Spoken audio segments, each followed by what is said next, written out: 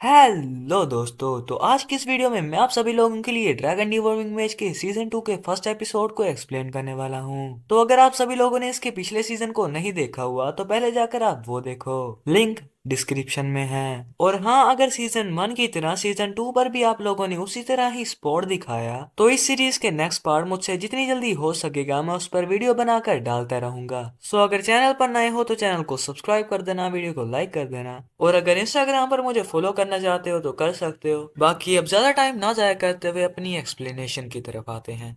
तो सीजन 2 की शुरुआत एंडीमियन के सुप्रीम कोर्ट से होती है, जहां पर जज साहिब अपनी स्टेटमेंट सुना रहे थे कि जेरोन, जो कि रेड टावर का एक मेज है, उसने पेगांस के साथ मिलकर किंगडम की सिक्योरिटी को ठेस पहुंचाया है, जिसकी वजह से उसका मास्टर यानी कि रेड टावर मास्टर इस चीज के लिए जिम्मेदार ठहराए जा रहे हैं। तो क्या डिफेंडेंट अपनी सफाई में कुछ कहना चाहेंगे? तो रेड टावर मास्टर कहते हैं, नहीं, मैं कुछ नहीं कहना चाहता, क्योंकि ये सारी चीजें सिर्फ इसी वजह से हुई क्योंकि मैंने उसकी हरकतों पर नजर नहीं रखी थी, और मैं अपने डिसाइबल के गुनाहों की पनिशमेंट को बर्दाश्त करने को तैयार हूँ। रेड टावर मास्टर का ये कहना ही था, अचानक से कोई अपना हाथ खड़ा करते हुए कहता है, योर ऑनर, मैं कुछ कहना चाहता हूँ। और ये कहने वाले कोई और नहीं, बिस्मार्क रथमोस, यानी कि इस सारे मामले का असली मास्टरमाइंड, जो कि सबसे पहले तो पब्लिक की तरफ बहुत ही ज्यादा घूर कर देखता है, और सिर्फ उसके घूरने की ही वजह से उस एक्सकेवेशन साइट पर जितने लोगों की भी मौत हुई थी उसके घर वाले काफी ज्यादा डर जाते हैं। और बिस्मार्क जज साहिब को बता रहा था, मुझे पता है कि जज साहिब गलत नहीं बोल रहे हैं, लेकिन इस बात को भी ठुकराया नहीं जा सकता कि रेड टावर मास्टर नेशन के लिए कितनी ज्यादा सिग्निफिकेंट कंट्रीब्यूशन दे चुके हैं, और मुझे लगता है कि इस मामले को 6 महीने के लिए रफा दफा करना चाहिए। और ये सब बातें कहते हुए बिस्मार्क जज साहिब को इशारा करता है, तो वो जज भी इस मामले को 6 महीने के लिए डिले कर देता है। और इस चीज की वजह से ब्लेन के मुंह पर एक डेविल स्माइल आ गई थी, और पीछे की तरफ बैठे हुए मास्टर डारिया, जिसे कि इस वक्त काफी ज्यादा गुस्सा आ रहा था, अपने मन में ही सोचते हुए कहने लगती हैं, सभी लोग मिले हुए हैं। अपने मन में ही सोचते हुए मास्टर डारिया किंग की तरफ देख रही थी और अपने मन में कह रही थी, आर्क ड्यूक काफी देर से रॉयल फैमिली को चैलेंज कर रहे हैं, और मुझे समझ नहीं आ रहा कि हिज मैजेस्टी क्या करने का सोच रहे हैं। और फिर अगले ही सीन में हमें दिखाया जाता है कि रसल, सर स्पाइडरमैन और एलन पेज किसी बैंकेट की तैयारी कर रहे थे, लेकिन अचानक से उनके पीछे से कोई लेडी आते हुए कहती है, तो तुम सभी लोग यहाँ पर हो। जिसे अपनी तरफ आता देखकर वो सभी लोग उसे ग्रीटिंग कर रहे थे, क्योंकि वहाँ पर आने वाली पर्सन कोई और नहीं बल्कि प्रिंसेस ही केयर थी, जो कि वहाँ पर आते हुए उन्हें कह रही थी, प्लीज मेरे सामने झुकिए मत, क्योंकि जिसे तुम लोगों को ग्रीटिंग करना चाहिए वो मैं हूँ। और फिर प्रिंसेस फॉर्मली तरीके से उन सभी लोगों को शुक्रिया अदा कर रही थी। और मैं तुम सभी लोगों को पहले ही बता दूं कि सीजन 2 में थोड़ा सा रोमांस का भी तड़का लगने वाला है। और प्रिंसेस उन सभी का शुक्रिया अदा करने के बाद रसल को मेंशन करते हुए कहती हैं, स्पेशली सर रसल, मेरी लाइफ को बचाने के लिए आपका बहुत बहुत शुक्रिया। ये कहते हुए वो रसल को आंख मारती है और वहां से चली जाती हैं। और प्रिंसेस के वहां से चले जाने के बाद रसल को समझ ही नहीं आया था कि उसके साथ हो क्या गया है, लेकिन फिर रसल उस चीज को नजरअंदाज करते हुए अपने मन में सोचने लगता है, मुझे इस चीज पर फोकस करना होगा कि ये मेरे लिए एक बहुत बड़ी अपॉर्चुनिटी है कि मैं लोगों के जहन में अपनी रेमन फैमिली के एक अच्छे इंप्रेशन को इम्प्रिंट कर सकता हूँ। और फिर नेक्स्ट सीन में हमें उन तीनों को किंग के सामने झुके हुए दिखाया जाता है, जहाँ वो सभी लोग किंग को ग्रीटिंग कर रहे थे, जहाँ किंग उन तीनों के बारे में बता रहे थे, आज हम सभी लोग यहाँ पर इकट्ठा हुए हैं क्योंकि आज मैं किंगडम के सेवियर को ऑनर ऑफ नाइट से नवाजने वाला हूँ। जहाँ सबसे पहले किंग सर स्पाइडरमैन की तारीफ करते हुए कहते हैं, स्पाइडरमैन, जो कि येलो टावर के एक मेज हैं, उन्होंने उन पैगान्स के अगेंस्ट जिन्होंने किंगडम पर हमला किया था उस वक्त तक फाइट की जब तक उनकी माना का लास्ट ड्रॉप भी खत्म नहीं हो गया, और इस कंट्रीब्यूशन की वजह से आपको 200 गोल्ड कॉइन्स और 2 पिल्स ऑफ माना एनहेंसिंग ड्रग्स दी जाती हैं। जिसे सुनकर सर स्पाइडरमैन कहने लगते हैं, जैसा आपका हुक्म सरकार। जिसके बाद बारी आ जाती है सर एलन पेज की, जिसके बारे में बताते हुए किंग कहने लगते हैं, सर एलन पेज, यानी कि काउंट पेज फैमिली के सेकंड सन और स्पेयर टावर के वार लोग, तुमने उस रैलिक की हिफाजत करने के लिए उस पैगान्स के साथ काफी देर तक लड़ाई की, जिसकी वजह से तुम्हें मेडल ऑफ डांस से नवाजा जाता है, और इसी के साथ साथ तुम्हें एक बैरोन का भी टाइटल दिया जा रहा है। जिस पर एलन पेज भी कहता है, जैसा आपका हुक्म सरकार। और फिर दूसरी तरफ किंग कहने लगते हैं, और सबसे आखिर में सर रसल रेमन, आप अपना सर ऊपर करें। और फिर रसल का अपना सर ऊपर करने पर किंग कहने लगते हैं, पास्ट में तुम्हारे फादर ने बैटलफील्ड को छोड़ दिया था, जिसकी वजह से किंगडम की सेफ्टी पर बहुत ज्यादा थ्रेट आ गया था, और इस चीज की वजह से मेरे मिनिस्टर्स को रेमंड फैमिली पर बिल्कुल भी भरोसा नहीं रहा। और किंग की इन बातों को सुनकर रसल के दुश्मन काफी ज्यादा खुश हो रहे थे और रसल को काफी ज्यादा गुस्सा आ रहा था। लेकिन तभी अचानक से किंग कहते हैं, तो इसी वक्त तुम खुद को प्रूव करो। और इस बात को सुनकर रसल का रिएक्शन होता है, आए। लेकिन किंग अभी भी कह रहे थे, फ्लेम टावर मास्टर का कहना है कि तुम फिफ्थ सर्कल पर एडवांस हो चुके हो। और इस बात को सुनकर मास्टर जारी अभी खुद पर काफी ज्यादा प्राउड कर रही थी और अपने मन में सोच रही थी कि जितनी ज्यादा डार्कनेस गहरी होती है उतनी ही ज्यादा डार्कनेस के बाद उसके अंदर रोशनी भर जाती है। और फिर से किंग कहने लगते हैं, और इतनी ज्यादा अचीवमेंट के बाद कोई भी तुम पर डाउट नहीं करेगा। और किंग की इस अनाउंसमेंट को सुनकर मास्टर आर्या अपने मन में सोच रही थी, मुझे लगता है कि किंग का प्लान रसल रेमंड को सभी लोगों के सामने एक हीरो की तरह पेश करने का इरादा है। और किंग की इस चीज को करने की वजह से आर्क ड्यूक का फंक्शन काफी ज्यादा कमजोर हो जाएगा। और फिर हमें दिखाया जाता है कि रसल एक circle one magic circle projection को इस्तेमाल करते हुए अपनी पावर्स को इमिट कर रहा था। और ये सब कुछ करते हुए वो अपने मन में सोच रहा था, एक फर्स्ट सर्कल मैजिक स्पेल जो कि किसी के एट्रीब्यूट को रिवील करता है। लेकिन उन लोगों के लिए जो कि इस बारे में बिल्कुल भी नहीं जानते, उन सभी लोगों के लिए ये चीज मिरेकल से कम नहीं है। और रसल की पावर्स जो कि फिफ्थ सर्कल पर पहुंच चुकी थी, उसे देखकर स्पेयर टावर मास्टर कहने लगते हैं, सच में ये काफी ज्यादा एक्सप्लोसिव ग्रोथ है। और रसल की इस पावर को देखकर येलो टावर मास्टर और एक न्यू कैरेक्टर जो कि आगे जाकर नजर आने वाला है, लेकिन फिलहाल हमें इस करेक्टर के बारे में कुछ नहीं बताया जाता। और पीछे की तरफ रसल अपनी पावर्स को डीएक्टिवेट करते हुए दोबारा से किंग के सामने झुक जाता है, जिसे देखते हुए किंग रसल को कहने लगते हैं, मुझे लगा था कि तुम्हारे फादर एक बेकार फूल थे, लेकिन किसे पता था कि वो अपने अंदर एक ब्यूटीफुल सीड को छुपाए हुए थे। खैर ये एक एंगल से रसल के फादर की बेइज्जती ही है, लेकिन रसल किंग का शुक्रिया अदा करते हुए कहता है, योर मैजेस्टी आपकी बातें काफी ज्यादा जनरस हैं। और फिर किंग अनाउंसमेंट करने लगते हैं, सभी लोग मेरी बात कान खोल कर सुनो। रेमंड फैमिली के स्पेशल केस को मद्देनजर रखते हुए मैं रसल को एक काउंट का टाइटल दे रहा हूँ और इसी के साथ साथ इसे third class military merit medal भी दिया जाता है। और पास ही की सिटी की 10,000 हाउस होल्ड्स की टैक्सेस की जितनी भी पेमेंट होती है वो आज से रसल को दी जाएगी। और किंग की इस अनाउंसमेंट को सुनने के बाद रसल बाकी लोगों की तरह कहता है, जैसा आपका हुक्म सरकार। और फिर पूरा बैंकेट रेमंड फैमिली और एंडीमियन की जय जयकार करने लगता है। और फिर से किंग को दिखाया जाता है जो कि रसल को खड़ा होने को कह रहे थे, जिस पर रसल जो कि काफी हैरान था वो किंग के सामने खड़ा हो जाता है, जिस पर किंग रसल के हाथ को पकड़ते हुए कह रहे थे, मेरी डॉटर को बचाने के लिए तुम्हारा बहुत बहुत शुक्रिया। और ये वर्ड्स मैं किसी किंग के तौर पर नहीं बल्कि एक फादर के तौर पर कह रहा हूँ। और मेरी ख्वाहिश है कि मैं तुम्हारी एक डिजायर को पूरा करके तुम्हें इस चीज के लिए रीपे करूं। और किंग की इस बात को सुनकर रसल अपने मन में ही सोचते हुए मेरी डिजायर किंग से कुछ मांग लेता है, जिसके बारे में फिलहाल तो हमें नहीं बताया जाता। और फिर अगले ही सीन में हमें रसल को उसके बेडरूम में दिखाया जाता है, जहां वो बैठे हुए अपने मन में सोच रहा था, मैं इस चीज के लिए काफी ज्यादा परेशान था कि मैं इस चीज को कैसे हासिल करूंगा, लेकिन लगता है कि किस्मत मुझ पर बहुत ज्यादा मेहरबान है। और हम देखते हैं कि रसल के सामने वही ड्रैगन हार्ट था, जिसे देखते हुए रसल अपने मन में सोच रहा था, एक ड्रैगन हार्ट, बेशक ये काफी ज्यादा वेयर्ड और गंदा दिखता है, लेकिन जिस वक्त मैं अपनी मैजिक पावर इसके अंदर इन्फ्यूज करूंगा ये अपना ट्रू फॉर्म मुझे दिखा देगा। और रसल को उस हार्ट को देखकर काफी ज्यादा गंदी वाली वाइब आ रही थी। और फिर अपने मन में ये कहते हुए,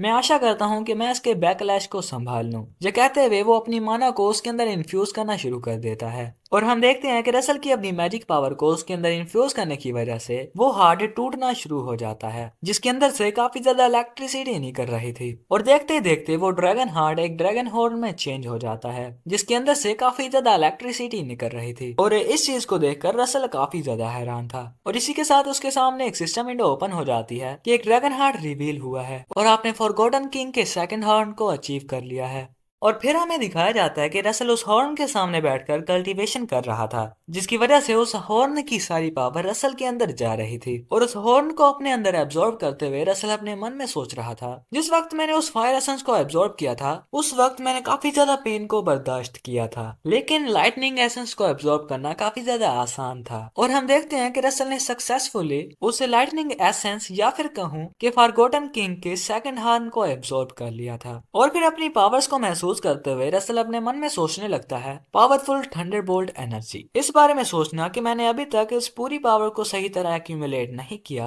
इसने मेरे फिफ्थ सर्कल के एक क्वार्टर को पूरा कर दिया है। और इसी के साथ साथ हमें कुछ सिस्टम विंडोज को दिखाया जाता है जिसमें रसल को नोटिफिकेशन मिले हुए थे कि आपने फॉरगॉटन किंग के हॉर्न को अपनी लिमिट तक एब्जॉर्ब कर लिया है और आप माना को एब्जॉर्ब करने की लिमिट तक पहुंच चुके हो। और लाइटनिंग एसेंस को एब्जॉर्ब करने की वजह से इंटरमीडिएट लाइटनिंग एट्रीब्यूट अंडरस्टैंडिंग अपनी लिमिट पर रीच कर चुकी है और इवॉल्व होकर एडवांस लाइटनिंग एट्रीब्यूट अंडरस्टैंडिंग में बदल चुकी है। और फिर अचानक से रसल के सामने एक ड्रैगन अपेयर हो जाता है जो कि कोई और नहीं बल्कि पेपर ही था, लेकिन काफी ज्यादा बड़ा हो चुका था। जिसे देखते हुए रसल कहने लगता है, क्या तुम भी लाइटनिंग की पावर से इफेक्ट होकर इवॉल्व हो चुके हो? तो पेपर भी रसल की बात को समझ जाता है और अपनी मुंडी हिलाकर उसे हाँ में जवाब दे रहा था। और फिर अचानक से उसे पता नहीं क्या होता है, वो काफी तेजी से वहां से निकल जाता है। जिसे अचानक से उसे यहाँ से जाता देखकर रसल काफी ज्यादा हैरान होते हुए उसे पीछे से आवाजें लगा रहा था, जिस पर पेपर उतनी ही तेजी से उसके पास वापस आ जाता है और रसल को बाहर जाने की इशारे कर रहा था। जिसे देखकर रसल कहता है, तुम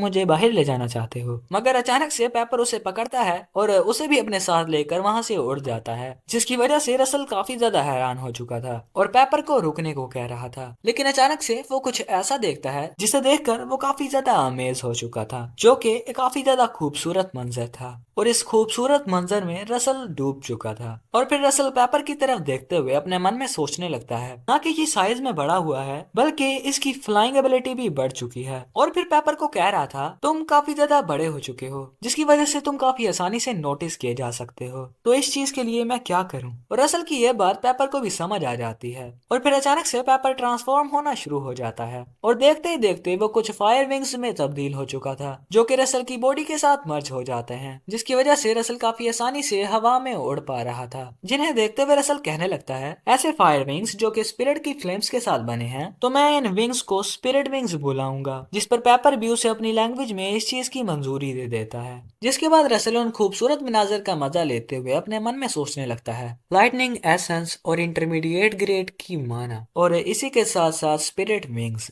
इस तरह की पावर के साथ मैं किसी भी ओपोनेंट का मुकाबला कर सकता हूँ। और फिर दूसरी तरफ हमें मास्टर डारिया और प्रोफेसर ह्यूबर्ट को दिखाया जाता है, जहां प्रोफेसर ह्यूबर्ट मास्टर डारिया को कह रहे थे, मास्टर मैंने सुना कि आपके पास मेरे लिए एक मिशन है। तो मास्टर डारिया ह्यूबर्ट को बताती हैं, तुम्हारा मिशन काउंट किम्बरली को एक्सकोर्ट करना है, जो कि कील किंगडम के स्पेशल इन्वॉय हैं। और क्योंकि कील किंगडम की नेशनल फोर्स काफी ज्यादा वीक है, तो वो एक न्यूट्रल नेशन के तौर पर बिल्कुल भी जिंदा नहीं रह सकते थे, क्योंकि उनके पास माना स्टोन प्रोडक्शन काफी ज्यादा कम है। मगर हाल ही में मार्कियस जोरियो, जो कि प्रो एम्पायर फैक्शन के कॉमांस है, वो उस किंगडम को एम्पायर को सौंपना चाहता है। और एम्पायर के नीचे आने से अच्छा काउंट किम्बरली ने हमारे किंगडम के साथ हाथ मिलाने को अच्छा समझा। और फिर नेक्स्ट सीन में हमें दिखाया जाता है कि प्रोफेसर ह्यूबर्ट, जो कि काफी ज्यादा नर्वस थे, वो इस मिशन पर जाने के लिए बिल्कुल तैयार थे और अपने मन में सोच रहे थे, कील किंगडम, ये मिशन काफी ज्यादा मुश्किल होने वाला है। और इससे पहले कि प्रोफेसर वहां से जा पाते, पीछे से रसल उन्हें आवाज लगाता है, जिसे देखते हुए प्रोफेसर कहने लगते हैं, काफी देर हो गई थी, तुम्हारे साथ मुलाकात नहीं हुई थी रसल। तो रसल भी उन्हें कहता है, आपको बिल्कुल सही सलामत देखकर मुझे काफी खुशी हुई। क्या आप इस वक्त किंगडम कील की तरफ जा रहे हैं? तो प्रोफेसर काफी ज्यादा हैरान होते हुए उससे पूछते हैं, तुम्हें किसने बताया? तो रसल प्रोफेसर को कहता है, क्यों ना आप मुझे भी अपने साथ ले जाएं, वैसे भी मैंने मास्टर से परमिशन ले ली है। और इसी के साथ साथ वो अपने मन में सोच रहा था, जितना मुझे याद है ह्यूबर्ट इसी मिशन के दौरान मारा गया था। और हम देखते हैं कि रसल के सामने एक सिस्टम विंडो पॉपअप हुई थी कि ह्यूबर्ट को इस मिशन से तुम्हें जिंदा वापस लाना है। और फिर रसल काफी ज्यादा सीरियस शक्ल बनाते हुए अपने मन में सोच रहा था, प्रोफेसर को यहाँ पर रोकने का मेरे पास कोई भी रीजन नहीं है, तो जो काम मैं कर सकता था वो है इसके साथ जाना। और अगले ही सीन में हमें दिखाया जाता है कि प्रोफेसर और रसल काफी ज्यादा तेजी से कील किंगडम की तरफ बढ़ रहे थे, जहाँ भागते भागते प्रोफेसर रसल को कहने लगते हैं, हम काफी ज्यादा करीब पहुंच चुके हैं, लेकिन क्या मैं पूछ सकता हूँ कि तुम मेरे साथ क्या लेने आए हो? तो रसल भी प्रोफेसर के साथ ट्रैवल करते हुए कह रहा था, क्योंकि मैं कुछ न्यू अचीवमेंट्स हासिल करना चाहता था, और वैसे भी जब से मैं फ्लेम टावर में ज्वाइन हुआ हूँ मैंने तुम्हारे साथ कोई भी मिशन नहीं किया, तो मैंने सोचा क्यों ना इस मिशन में तुम्हारी मदद कर दी जाए। ये कहते हुए वो काफी ज्यादा तेजी से वहां से शू करके निकल जाता है और वहां से जाते हुए प्रोफेसर को कह के जाता है, मैं आगे जाकर सिचुएशन का मुआयना करता हूँ, उतनी देर तक तुम पीछे पीछे आओ। और वहां से आगे जाते हुए रसल अपने मन में सोच रहा था, इस मिशन के फेल होने से मुराद ह्यूबर्ट की डेथ है, जिसके बाद एम्पायर कील के इंटरनल अफेयर्स में इंटरफेयर करेगी, जिस चीज का मतलब है कि ह्यूबर्ट की डेथ में एम्पायर का एक बहुत बड़ा रोल था। और सिस्टम ने जो मुझे टास्क दिया है वो भी क्लियर है, कि मुझे प्रोफेसर के साथ साथ किल किंगडम के लोगों को अपने किंगडम की टेरिटरी में सेफ एंड साउंड पहुंचाना है। और फिर हमें कुछ स्वर्ड्स का टकराव दिखाया जाता है, यानी कि किल किंगडम और एम्पायर के सोल्जर्स के दरमियान फाइट हो रही थी, जिसे देखते हुए रसल अपने मन में सोचने लगता है मुझे एम्पायर के थ्रेट को पूरी तरह से एलिमिनेट करना होगा। ये कहते हुए रसल एक ही अटैक क्या करता है, वहां पर एक बहुत बड़ा धमाका हो जाता है जिसकी वजह से एम्पायर के सभी सोल्जर्स मारे जाते हैं। ये कारनामा करते हुए रसल अपने मन में सोच रहा था कि मुझे ह्यूबर्ट की डेथ को रोकना होगा। और एक फिफ्थ सर्कल के मैजिक को देखकर वहां पर खड़ा एक शख्स काफी ज्यादा हैरान हो जाता है और अपने मन में सोच रहा था एक फिफ्थ सर्कल मैजिक, इसे कास्ट करने वाला कौन हो सकता है। और रसल भी नीचे आते हुए काफी ज्यादा फॉर्मली तरीके से अपना इंट्रोडक्शन कर रहा था। क्या आप ही काउंट किम्बलरी हैं? मैं फ्लेम टावर की तरफ से भेजा गया रसल रेमन हूँ और मेरा मिशन आप सभी लोगों को एस्कॉर्ट करना है। और रसल का इंट्रो सुनने के बाद वो पर्सन काफी ज्यादा खुश हो जाता है और रसल को कह रहा था तो आप हैं वो फेमस सर रसल, आपका बहुत बहुत शुक्रिया, क्योंकि जब से मैंने कैसल को लीव किया है उसी वक्त से मेरे पीछे काफी ज्यादा लोग पड़े हुए हैं। काउंट रसल को ये सब कुछ बता ही रहा था, अचानक से रसल को कुछ फील होता है जिसकी तरह मुड़ते हुए रसल काउंट को कहने लगता है क्या आप थोड़ी देर के लिए मेरा वेट कर सकते हैं। और जंगल की तरफ देखते हुए जिसकी तरफ से काफी ज्यादा इनॉर्मस अमाउंट में एनर्जी निकल रही थी, वो अपने मन में सोचने लगता है मैं सेंस कर सकता हूँ एक ऐसी इनॉर्मस पावर जो कि स्पैनम के लेवल की हो सकती है या फिर शायद उससे भी ज्यादा ताकतवर। और दूसरी तरफ हम देखते हैं कि एक नाइट काफी ज्यादा बुरी हालत में अपने साथियों को कह रहा था काउंट को वहां से निकलने के लिए काफी ज्यादा टाइम लगेगा, तो हमें थोड़ा सा और टाइम बाय करना होगा। और हम देखते हैं कि बहुत सारे नाइट्स ने एक बंदे को घेरा हुआ था जो कि उन सभी लोगों की ये बातें सुनकर जोर जोर से हंसना शुरू कर देता है। और उस पर्सन का एक ही स्लैश क्या लगाना था, उसने अपने इर्द गिर्द खड़े हुए सभी लोगों को टुकड़ों में बांट दिया था। और उस पर्सन को देखकर रसल काफी ज्यादा हैरान हो जाता है और हम देखते हैं कि उस पर्सन के सिर्फ एक ही स्लैश लगाने की वजह से वहां पर एक बहुत बड़ा ब्लास्ट हो गया था। और उस एनर्जी ब्लास्ट के हटने के बाद हम देखते हैं कि आसपास का पूरा जंगल तहस नहस हो चुका था। जिस पर्सन को देखते हुए रसल अपने मन में सोच रहा था यकीनन यही वो पर्सन होगा जो ह्यूबर्ट को मार सकता था। और ये पर्सन कोई और नहीं बल्कि वही इंसान है जिसका नाम मुझे प्रोनाउंस करना नहीं आता और मैं इसे शूरा कहता हूँ। और फिर थोड़ी देर बाद हम देखते हैं कि प्रोफेसर ह्यूबर्ट भी भागते भागते उनके पास पहुंच जाते हैं, जहां पहुंचकर वो उन सभी लोगों को कह रहे थे आपको जिंदा सलामत देखकर काफी खुशी हुई, मैं ह्यूबर्ट फ्लेम टावर की तरफ से एक मेज। तो काउंट भी अपना इंट्रो देते हुए कहता है ये सब कुछ आपकी ही वजह से है कि हम सभी लोग अभी तक जिंदा हैं। लेकिन प्रोफेसर उसके पास ही पड़े हुए एक एम्पायर के सोल्जर की लाश को देख रहे थे। और फिर दोबारा से काउंट को कहने लगते हैं मुझे पता चल गया है कि आपका पीछा कौन कर रहा है, ये इंपीरियल आर्मी है। जिस चीज को सुनकर काउंट काफी ज्यादा हैरान होते हुए कहता है इंपीरियल आर्मी। और फिर रसल भी कह रहा था लगता है कि वो अपनी आइडेंटिटीज को हाइड करना नहीं चाहते या फिर उन्हें लगता है कि उन्हें अपनी आइडेंटिटी छुपाने की जरूरत ही नहीं है और इंपीरियल आर्मी जितना जल्दी हो सके तुम सभी लोगों को मारना चाहती है। मेरी बात सही है ना प्रिंसेस? और हम देखते हैं कि उस बगी के अंदर से एक लेडी बाहर आ गई थी जो बाहर आते हुए रसल को कॉम्प्लीमेंट देते हुए कहती हैं जैसा कि मैंने सुना था तुम काफी ज्यादा एक्स्ट्रा ऑर्डिनरी हो। Let me formally introduce my self, मैं केएल किंगडम की प्रिंसेस कैमिला हूँ। और अगले ही सीन में हमें उन सभी लोगों को काफी तेजी से भागते हुए दिखाया जाता है जहाँ काउंट उन सभी लोगों को बता रहे थे मार्कियस कोमेंच प्रिंसेस की शादी अपने बेटे के साथ कराने के बाद सारी ताकत को अपने हाथ में लेना चाह रहा है। और क्योंकि एम्पायर उसका साथ दे रही है तो वो काफी ज्यादा रूथलेस हो चुका है क्योंकि जो भी उसके रास्ते में आता है वो उसे मार देता है। लेकिन हमने तो सारी इंपीरियल आर्मी को खत्म कर दिया था ना, तो तुम हमें इतनी हड़बड़ाहट में कहाँ ले जा रहे हो? तो प्रोफेसर उसे बताता है वो तुम्हें उस वक्त से चेस कर रहे हैं जब से तुमने फोर्ट्रेस को लीव किया था और मुझे यकीन है कि उनके पास एक बैकअप प्लान भी होगा। और पीछे की तरफ आते हुए रसल भी अपने मन में सोच रहा था हम सभी लोग काफी ज्यादा दूर आ चुके हैं और मुझे नहीं लग रहा कि कोई हमें चेस भी कर रहा है। लेकिन ये ओमनियस फीलिंग क्या है? रसल अपने मन में ये सब कुछ सोच ही रहा था, अचानक से उसे काफी ज्यादा अजीब सा फील होता है और हम देखते हैं कि रसल के पीछे एक बहुत बड़ा स्लैश आ रहा था जिसे सेंस करके रसल उन सभी लोगों को झुकने को कहता है। और रसल ने भी काफी मुश्किल से नीचे झुककर उस अटैक को डोज किया था और उस स्लैश के इम्पैक्ट की वजह से सामने के सारे पेड़ टूटकर बिखर जाते हैं जिसकी वजह से वहां पर एक बहुत बड़ा धमाका हो गया था। और फिर प्रोफेसर उन दोनों को वहां से भागने को बता रहे थे जिस पर वो दोनों भी भाग जाते हैं। और जैसे ही प्रोफेसर की नजर उसके सामने आए हुए उस ओपोनेंट पर पड़ती है तो प्रोफेसर की हालत काफी ज्यादा खराब हो गई थी। और उस पर्सन को देखते हुए वो अपने मन में सोच रहे थे एक इंसानी फॉर्म में डिजास्टर, फायर का ग्रेट स्वॉर्ड टाइगर यानी के शूरा, और शूरा रसल को देखते हुए कहता है, ब्लैक हेयर और रेड आईज, लगता है कि तुम ही वही रसल रेमंड हो। और फिर रसल के सामने एक सिस्टम विंडो ओपन हो जाती है जिसका कलर रेड कलर का था कि तुमने तुम्हारे साथ साथ ह्यूबर्ट को भी यहाँ से जिंदा ले जाना है, जिसका रिवार्ड 5 एडवांस ग्रेड माना स्टोन और 7 इंटरमीडिएट ग्रेड के माना स्टोन्स थे। और अभी भी प्रोफेसर अपने मन में सोच रहे थे, उसकी बॉडी के अंदर से जो प्रेशर रिलीज हो रहा है वो काफी ज्यादा इंसेन है। शूरा रसल को देखते हुए कह रहा था, मैं तुम्हें मारकर अपने डिसाइपल का बदला लूंगा। ये कहते हुए वो रसल की तरफ एक स्लैश लगाता है, जिसके अटैक को अपनी तरफ बढ़ता देखकर रसल डबल कास्टिंग, अर्थक्वेक और प्रोटेक्टिंग शील्ड को इस्तेमाल करता है, जिसकी वजह से वो अटैक तो रुक ही जाता है, मगर इसी के साथ साथ अर्थक्वेक मैजिक का इस्तेमाल करने की वजह से जमीन के अंदर से काफी ज्यादा पत्थर निकलने लगते हैं, जिन पत्थरों को वो अपनी स्वॉर्ड से रिफ्लेक्ट कर रहा था। लेकिन इतने में प्रोफेसर अपनी एक मैजिक का इस्तेमाल करते हुए शूरा को पत्थरों के अंदर जकड़ लेता है, और इसी मौके को यूटिलाइज करते हुए रसल काफी ज्यादा तेजी से आता है और उसने अपने ब्लेस लॉन्ग्स का इस्तेमाल करके शूरा पर हमला कर दिया था, जिसकी वजह से वहां पर एक बहुत बड़ा धमाका हो जाता है। और हम देखते हैं कि रसल काफी ज्यादा तेजी से पीछे की तरफ स्लाइड करते हुए आता है, और धूल की हट जाने के बाद हम देखते हैं कि रसल की उस अटैक की वजह से शूरा को कुछ नहीं हुआ होता, क्योंकि ऐन मौके पर उसने अपनी स्वॉर्ड से उसे ब्लॉक कर लिया था। और वो रसल का मजाक उड़ाते हुए कहता है, उस खुतिया का डिसाइबल।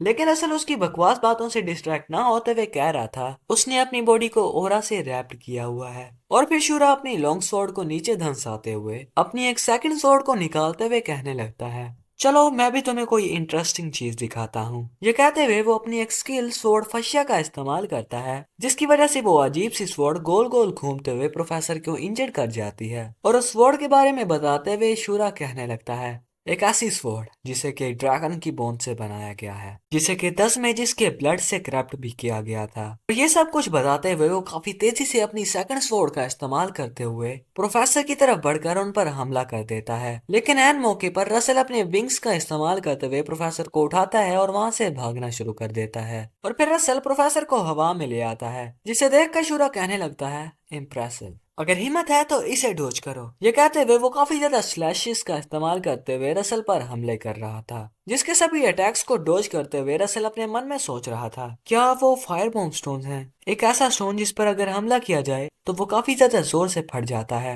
और मुझे लगता है कि ये चीज इसे कंफ्यूज करने के लिए काफी होगी। और फिर रसल प्रोफेसर को एक जगह पर रख देता है, जिसे अपने साथियों को बचाता देखकर शूरा काफी ज्यादा गुस्सा होते हुए कहता है, क्या तुम अपने दोस्तों के लिए टाइम बाय कर रहे हो, क्योंकि तुम जानते हो कि तुम मुझे नहीं हरा सकते। मगर असल उसकी बातों को फुल टू इग्नोर करते हुए प्रोफेसर को कह रहा था, ह्यूबर्ट, जब मैं तुम्हें सिग्नल दूं तुम यहाँ से भाग जाना और प्रिंसेस और काउंट को ज्वाइन कर लेना, तब तक के लिए मैं तुम्हारे लिए टाइम बाय करता हूँ। ये कहते हुए रसल अपनी पावर्स को इस्तेमाल करते हुए एक लाइटनिंग स्पेल चेन लाइटनिंग का इस्तेमाल करते हुए शूरा पर हमला कर देता है, जिसकी वजह से वहां पर एक बहुत बड़ा धमाका हो गया था और प्रोफेसर को भागने का एक बहुत बड़ा मौका मिल जाता है। और फिर वो अपनी क्लाउडनिंग को एक्टिवेट करते हुए अपने मन में सोच रहा था, उन फायर बॉम्ब स्टोन्स की वजह से ह्यूबर्ट को भागने का एक बहुत अच्छा अवसर मिल गया है, मगर मैं उसे किसी आसान ओपोनेंट की तरह नहीं ले सकता। ये कहते हुए वो अपनी क्लाउडी रिंग का इस्तेमाल करते हुए एक ठंडर स्टॉर्म क्रिएट करता है, जिसकी वजह से एक बहुत ज्यादा इनॉर्मस अमाउंट में ठंडर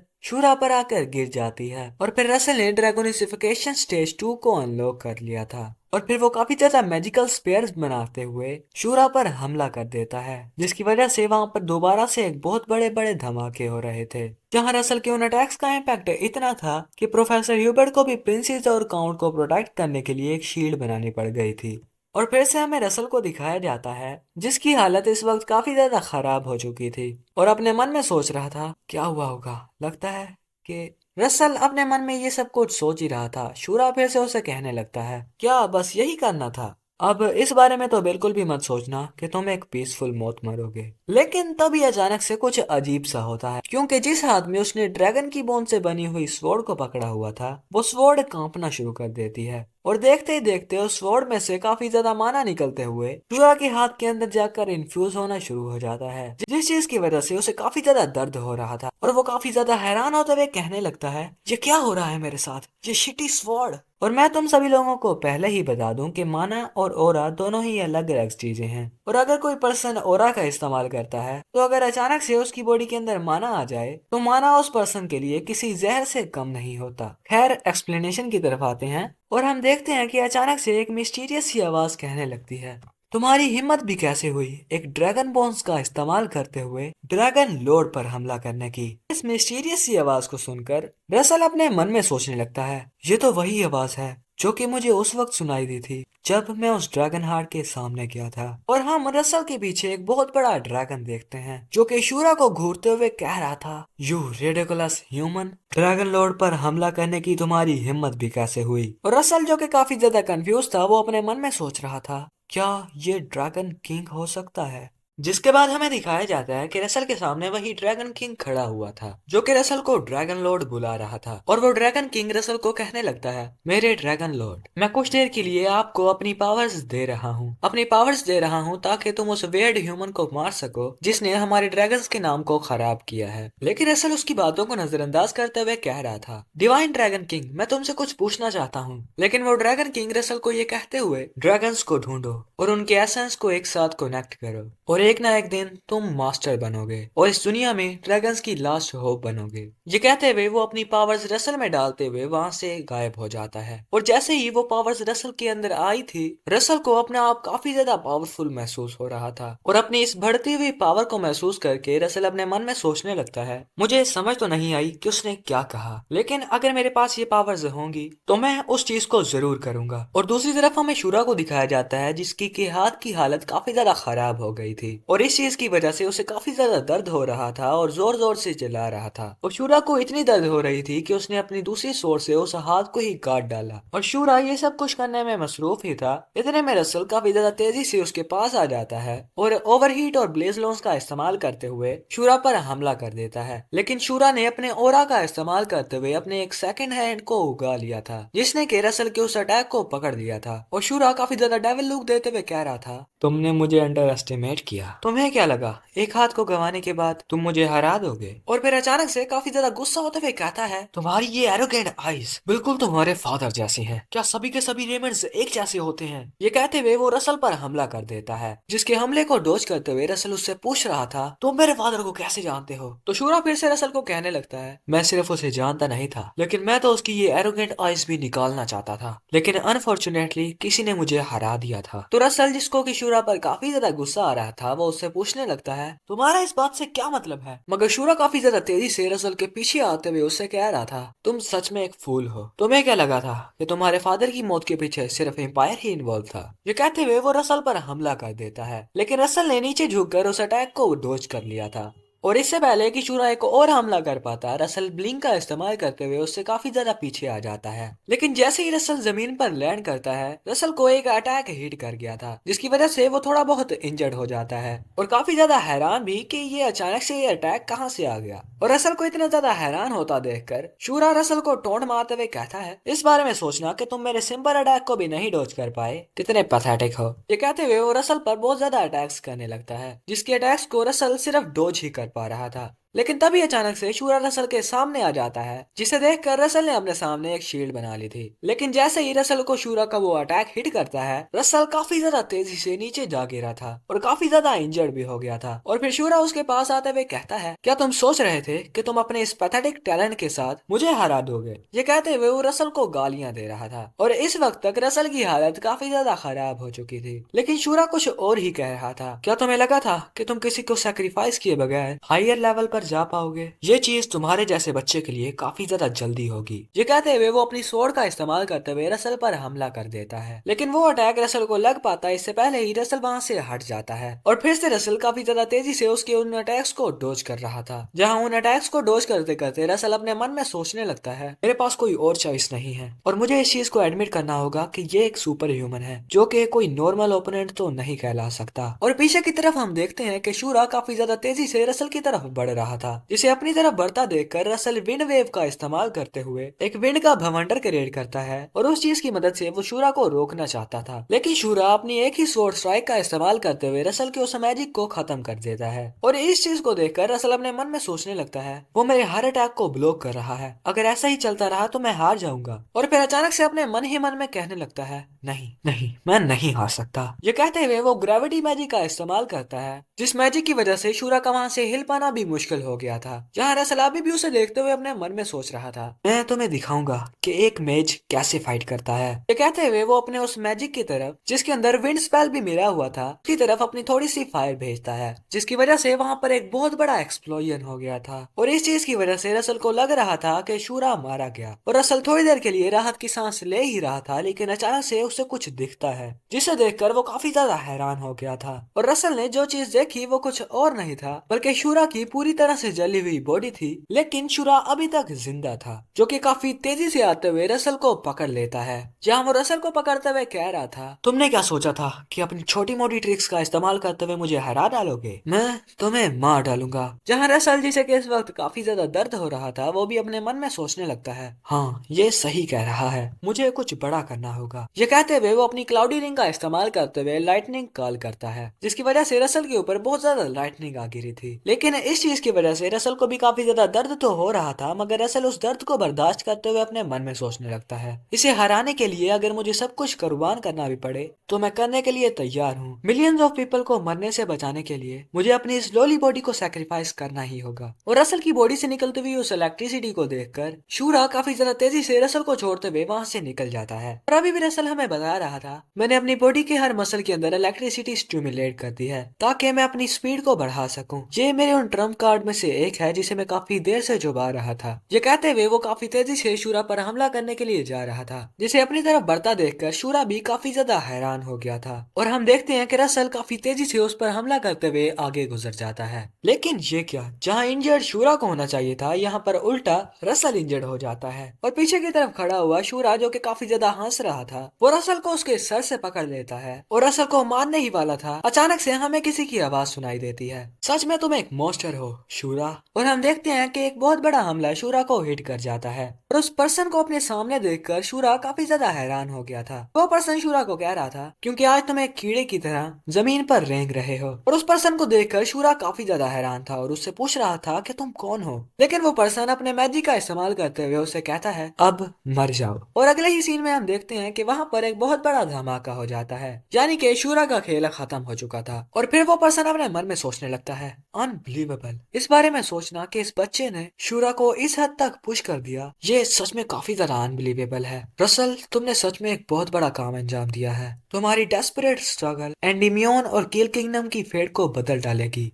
और अब तुम्हारी एबिलिटीज पर कोई भी डाउट नहीं करेगा। और इतने में हम देखते हैं कि वहां पर प्रोफेसर ह्यूबर्ट और बाकी सभी लोग भी पहुंच गए थे। और प्रोफेसर ह्यूबर्ट, जिसे कि रसल की काफी ज्यादा चिंता हो रही थी, वो रसल को आकर पकड़ लेते हैं। जहां उन सभी लोगों को सेफ देखकर रसल के मुंह पर एक स्माइल थी, जिसे देखकर प्रोफेसर ह्यूबर्ट अपने मन में सोच रहे थे, सच में हमारे किंगडम में एक हीरो ने जन्म लिया है। तो अब हम देखते हैं कि उस इंसिडेंट के बाद 10 दिन गुजर चुके होते हैं, जहां अभी तक रसल पूरी तरह से रिकवर नहीं हुआ था। और रसल कल्टीवेशन करते हुए अपने मन में सोच रहा होता है, इस बारे में सोचना कि ओवरलोड और विजार्ड बॉडी टेक्निक होने के बावजूद भी मुझे पूरी तरह से रिकवर्ड होने के लिए इतना ज्यादा टाइम लग रहा है। इन सब चीजों से मुझे रियलाइज हो रहा है कि मैं अभी तक इतना ज्यादा ताकतवर भी नहीं हुआ, क्योंकि अगर सर निकोलो एंड टाइम पर वहां पर ना पहुंचे होते तो इस वक्त मैं मारा जा चुका होता। ये सब कुछ अपने मन में सोचते सोचते रसल अपनी आंखें खोल लेता है और फिर दोबारा से अपने मन में सोचने लगता है, मुझे लगा था कि मैं स्ट्रोंगर हो गया हूँ, लेकिन अब मुझे ऐसा लग रहा है कि मेरा रास्ता और भी ज्यादा बड़ा हो चुका है। मगर उस ड्रैगन किंग ने मुझे जो बात कही थी उसका क्या मतलब था,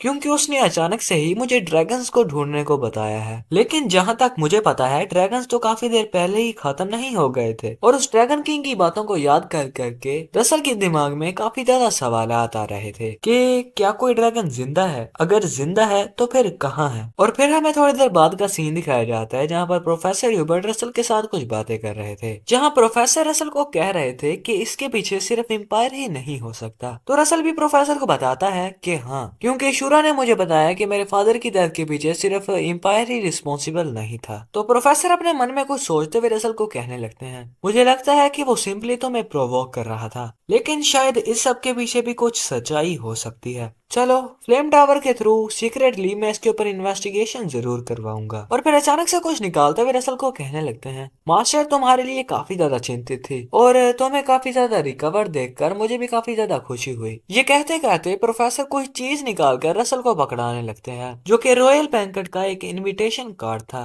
और अगले ही सीन में हमें रॉयल बैंकेट का सीन दिखाया जाता है, जहाँ पर सभी लोग एंजॉय कर रहे थे और वहाँ पर अपने रसल भाई साहब भी पहुंचे हुए थे और अपने मन में कुछ सोचते हुए कहने लगते हैं, शायद यूजुअली क्योंकि मैं अपने यूनिफॉर्म में होता हूँ, इस फॉर्मल सूट को डालकर मुझे काफी ज्यादा अजीब सा लग रहा है। और तभी अचानक से रसल के पास मास्टर डारिया पहुंच जाती हैं, जो कि रसल को सही सलामत देखकर उसकी तारीफ करते हुए कहती हैं, तुमने तो दोबारा से काफी ज्यादा ग्रेट अचीवमेंट हासिल कर ली है। तुम्हारी टीचर और फ्लेम टावर की मास्टर होने की हैसियत से तुमने मेरा सर फख्र से बुलंद कर दिया है। मास्टर डारिया रसल की तारीफें करने में मसरूफ ही थी, अचानक से कोई उनके पास आते हुए कहता है, फ्लेम टावर मास्टर तुमसे मिले हुए काफी देर हो गई। जिसे देखकर मास्टर डारिया भी कहती हैं, ओह जिलियन व्हाट अ सरप्राइज, मुझे यकीन नहीं आ रहा कि तुम इस बैंकेट में आए हुए हो। तो वो न्यू कैरेक्टर रसल की तरफ देखते हुए कहता है, क्योंकि मैं तुम्हारी डिवाइनिटी को देखना चाहता था, जो कि आजकल कुछ ज्यादा ही मशहूर हो गया है। और उस पर्सन को देखते हुए रसल भी अपने मन में सोच रहा था, नो वे, क्या ये जिलियन है? और मुझे इनके नाम प्रोनाउंस करने नहीं आते, तो अगर कोई गलती वलती हो जाए तो इग्नोर कर देना। खैर रसल अचानक से उस पर्सन को कहता है, क्या आप सर जिलियन पर्सन हैं? तो वो पर्सन भी रसल को कहता है, ये जानकर खुशी हुई कि तुम मुझे जानते हो, इससे हमारी कन्वर्सेशन काफी ज्यादा आसान हो जाएगी। और फिर हमें इस पर्सन के बारे में बताया जाता है कि ये इस किंगडम का एक सुपर ह्यूमन ओरा नाइट है, जो कि मोर देन 18 तरह के वेपन्स को इस्तेमाल कर सकता है। जिस पर्सन को देखते हुए रसल भी अपने मन में सोच रहा था, इस बारे में सोचना कि इतना ताकतवर इंडिविजुअल मुझे ढूंढते हुए यहाँ पर आया है, इस चीज ने मुझे काफी ज्यादा हैरान कर दिया। और सर जिलियन कहने लगते हैं, मैंने सुना कि तुमने उस शूरा को काफी गंदे तरीके से मारा। तो रसल हंसते हुए जवाब देता है, "नहीं, बस मैं थोड़ा सा लकी था।" तो सर जिलियन भी रसल की तारीफ करते हुए कहते हैं, लक सिर्फ उन्हीं को फेवर करता है जो कि सच में स्किल्ड होते हैं। और फिर अचानक से काफी ज्यादा पुरजोश होते हुए कहते हैं, तुमने उस बास्टर्ड को मारकर काफी ज्यादा अच्छा काम किया है, क्योंकि वो शूरा और उसके सारे डिसाइबल सभी का सभी कम है। और अचानक से सर जिलियन को गाली देता देखकर वो भी रॉयल पैलेस में, रसल भी अपने मन में सोचने लगता है, रॉयल पैलेस में इतनी ज्यादा रफ लैंग्वेज को सुनना मर्सनरीज की कॉर्प्सेस को साफ करने से काफी ज्यादा डिफरेंट है। और फिर रसल उन्हें कहने लगता है, जी आपने बिल्कुल सही कहा। और फिर सर जिलियन रसल की बॉडी को चेक करते हुए कह रहे थे, क्या तुम अपनी स्पेयर स्किल्स को भी प्रैक्टिस करते हो, क्योंकि तुम्हारे मसल्स तो काफी ज्यादा वेल डेवलप्ड हैं। तो रसल सर जिलियन को बताने लगता है, स्पेयर की बेसिक ट्रेनिंग करता हूँ मैं। जिस पर सर जिलियन रसल का हाथ पकड़ते हुए कह रहे थे, बेसिक इम्पोर्टेंट तो है, लेकिन अपनी लिमिट्स को सरपास करने के लिए तुम्हें इस फील्ड में कोई ना कोई टेक्निक सीखनी होगी। और अगर तुम्हें लगे कि तुम्हें किसी तरह की गाइडेंस की जरूरत है, तो इस रिंग को लेते हुए मेरे पास चले आना। और हम देखते हैं कि सर जिलियन ने रसल को एक रिंग पकड़ा दी थी, जिस रिंग को एक्सेप्ट करते हुए रसल उनसे पूछने लगता है, क्या मैं आपसे पूछ सकता हूँ कि आप मुझे इतना ज्यादा फेवर क्यों दिखा रहे हैं? तो सर जिलियन कहने लगते हैं, ये कोई फेवर नहीं है, बस मैं अपने प्रोमिसिंग ट्री को थोड़ा सा ज्यादा फर्टिलाइजर दे रहा हूँ। और सर जिलियन की इस बात को सुनकर मास्टर डारिया भी अपने मन में कहने लगती हैं, वो एक नोबल होने के बावजूद भी एक काफी ज्यादा अच्छा वॉरियर है। और दूसरी तरफ रसल भी उनकी इन बातों को सुनकर उनको एक ना एक दिन विजिट करने का वादा कर लेता है। उन सभी लोगों की ये गपशप चल ही रही थी, अचानक से वहाँ पर अनाउंसमेंट होना शुरू हो जाती है कि हिज मैजेस्टी किंग हॉल में एंटर हो चुके हैं। और किंग के आते ही सभी लोग उनके सामने झुककर उन्हें ग्रीटिंग कर रहे थे। जहाँ किंग के साथ चलते चलते प्रिंसेस की नजर रसल पर पड़ती है, जहाँ प्रिंसेस रसल को देखकर मुस्कुरा रही थी। और प्रिंसेस के सिर्फ मुस्कुराने भर से ही हमारा रसल टमाटर की तरह लाल हो गया था। और नेक्स्ट सीन में अवार्ड सेरेमनी हो रही होती है, जहाँ किंग रसल और ह्यूबर्ट की तारीफें करते हुए कह रहे थे, हाल ही में किल किंगडम के साथ अलायंस में तुमने काफी ज्यादा ग्रेट कंट्रीब्यूशन दिए थे, और ये रिसेंट विक्ट्री, इन सब चीजों की वजह से ह्यूबर्ट तुम्हें 500 गोल्ड कॉइन्स और 100 हॉर्सेस दिए जा रहे हैं। और किंगडम के साउथर्न पार्ट में से 1000 हाउस होल्ड में से तुम टैक्सेस कलेक्ट कर सकते हो। जिस पर प्रोफेसर हिज मैजेस्टी का शुक्रिया अदा कर रहे थे। और फिर किंग रसल के रिवार्ड के बारे में बताने लगते हैं, रसल तुम्हें 3000 गोल्ड कॉइन्स दिए जा रहे हैं, और इसी के साथ साथ किंगडम के वेस्ट में मौजूद 3 सिटीज को रेमंड काउंटी बनाया जा रहा है, और अब से वो प्लेस तुम्हारे अंडर होगी। और किंग के मुंह से इस बात को सुनकर रसल काफी ज्यादा हैरान हो जाता है। और फिर एक सर्वेंट रसल के पास कुछ डॉक्यूमेंट्स लेकर आ जाता है, जिसके साथ साथ ही किंग रसल को बता रहे थे, इन डॉक्यूमेंट्स में तुम्हारी काउंटी के अंदर जो 3 सिटीज हैं उनकी लोकेशन को मार्क किया गया है। और फिर रसल अपने अवार्ड को एक्सेप्ट करते हुए अपने मन में सोचने लगता है, फाइनली मेरे पास एक अपना लैंड होगा और मैं अपनी फैमिली को रिस्टोर करने के कुछ स्टेप क्लोजर हो गया हूँ। जिसके बाद किंग वाइन के गिलास को ऊपर उठाते हुए सभी लोगों को पार्टी को एंजॉय करने को बता देते हैं। जिसके बाद सभी लोग पार्टी को एंजॉय कर रहे थे और फिर हमें प्रिंसेस को दिखाया जाता है जो कि काफी देर से किसी को घूर रही थी। जिस चीज को नोटिस करते हुए प्रिंसेस के साथ खड़ी हुई उसकी मेड कहने लगती है, योर हाइनेस आपको कौन सी चीज तंग कर रही है? तो प्रिंसेस बिना किसी हिचकिचाहट के रसल की तरफ इशारा करते हुए कहती है, वो मुझे काफी ज्यादा तंग कर रहा है। और प्रिंसेस के इस आंसर को सुनकर वो मेड कहने लगती है, काउंट रेमंड काफी ज्यादा पॉपुलर हो चुके हैं, लेकिन उन्हें पता है कि अगर उन्हें कोई चीज नहीं पसंद तो उसे कैसे रिफ्यूज करते हैं। वैसे आप उन्हें डांस के बारे में क्यों नहीं पूछती? तो प्रिंसेस कहती है, मैं भी उसका इंतजार ही कर रही हूँ। किसी ने क्या खूब कहा है, जब छोटे मर्दों की बात आती है तो आपको अग्रेसिव होना नहीं चाहिए। समटाइम्स ओल्डर वुमेन्स को थोड़ी देर के लिए वेट कर लेना चाहिए। और वैसे उस मेड को प्रिंसेस की इन बातों का कुछ समझ तो नहीं आया था, लेकिन वो प्रिंसेस की तारीफ करते हुए कहती है, वाह आपने ये चीज कहाँ से सीखी? और इसी के साथ साथ हमें रसल को दिखाया जा रहा होता है जो कि उन सभी लड़कियों को हटाते हुए प्रिंसेस की तरफ ही बढ़ रहा था, जो कि प्रिंसेस की तरफ आते हुए उन्हें एक डांस का इनविटेशन देता है, जिसे एक्सेप्ट करते हुए प्रिंसेस अपनी मेड को बता रही थी,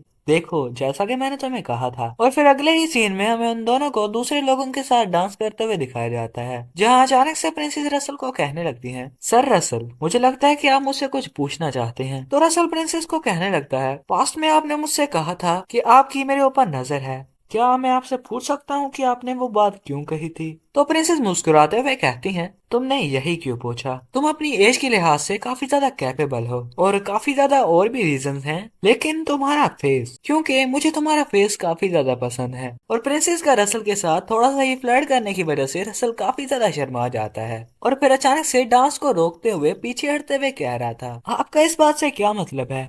लेकिन प्रिंसेस उसकी कमर से पकड़ते हुए उसे अपनी तरफ खींचती हैं और उसे कह रही थी, मुझे नहीं पता कि तुम्हें इस बारे में पता है कि नहीं, लेकिन ये सारी बातें कोई लड़की किसी ऐसे पर्सन को नहीं कहेगी जिसके अंदर उसका इंटरेस्ट ना हो। और अगर कोई लड़की किसी पर्सन से इस तरह की बातें कर रही है तो फिर समझ जाओ आगे कि क्या मसला है। और मैं नहीं चाहती कि तुम मुझे इस चीज का अभी जवाब दो, मैं सिर्फ होप ही कर सकती हूँ कि तुम्हारा जवाब पॉजिटिव हो। जिसके बाद हमें थोड़ी देर बाद का सीन दिखाया जाता है जहाँ पर असल किसी जगह पर बैठकर अपने मन में सोच रहा था और भाई साहब प्रिंसेस की उस चीज को करने की वजह से अभी तक शर्मा रहे थे। खैर रसल अपने मन में सोच रहा था, मुझे उसकी पर्सनैलिटी के बारे में पता है, लेकिन किसे पता था कि वो इस तरह के वर्ड मेरे मुंह पर कह देंगी, क्योंकि वो कोई आम पर्सन नहीं है, वो ही केट रथमोस है जो कि किंग की एक सिंगल डिसेंडेंट है और थ्रोन के सबसे ज्यादा करीब भी। उसके प्यार को एक्सेप्ट करना मेरी फैमिली को रिजरेक्ट करने के लिए काफी ज्यादा राइट चॉइस होगी। लेकिन मेरा असली मसला ये है कि मुझे अपनी फीलिंग्स के बारे में बिल्कुल भी नहीं पता। रसल अपने मन में ये सब कुछ सोच ही रहा था, अचानक से वहाँ पर कोई आने लगता है जो कि कोई और नहीं बल्कि सर एलन पेज थे, जो कि अचानक से वहाँ पर आ जाने की वजह से रसल से माफी मांग रहा था। और रसल भी उसे कह रहा था, नहीं नहीं ऐसी कोई बात नहीं है। तो एलन भी कहता है, अच्छी बात है, वैसे भी मैं तुम्हारे लिए एक प्रपोजल लाया था। तो रसल कहता है,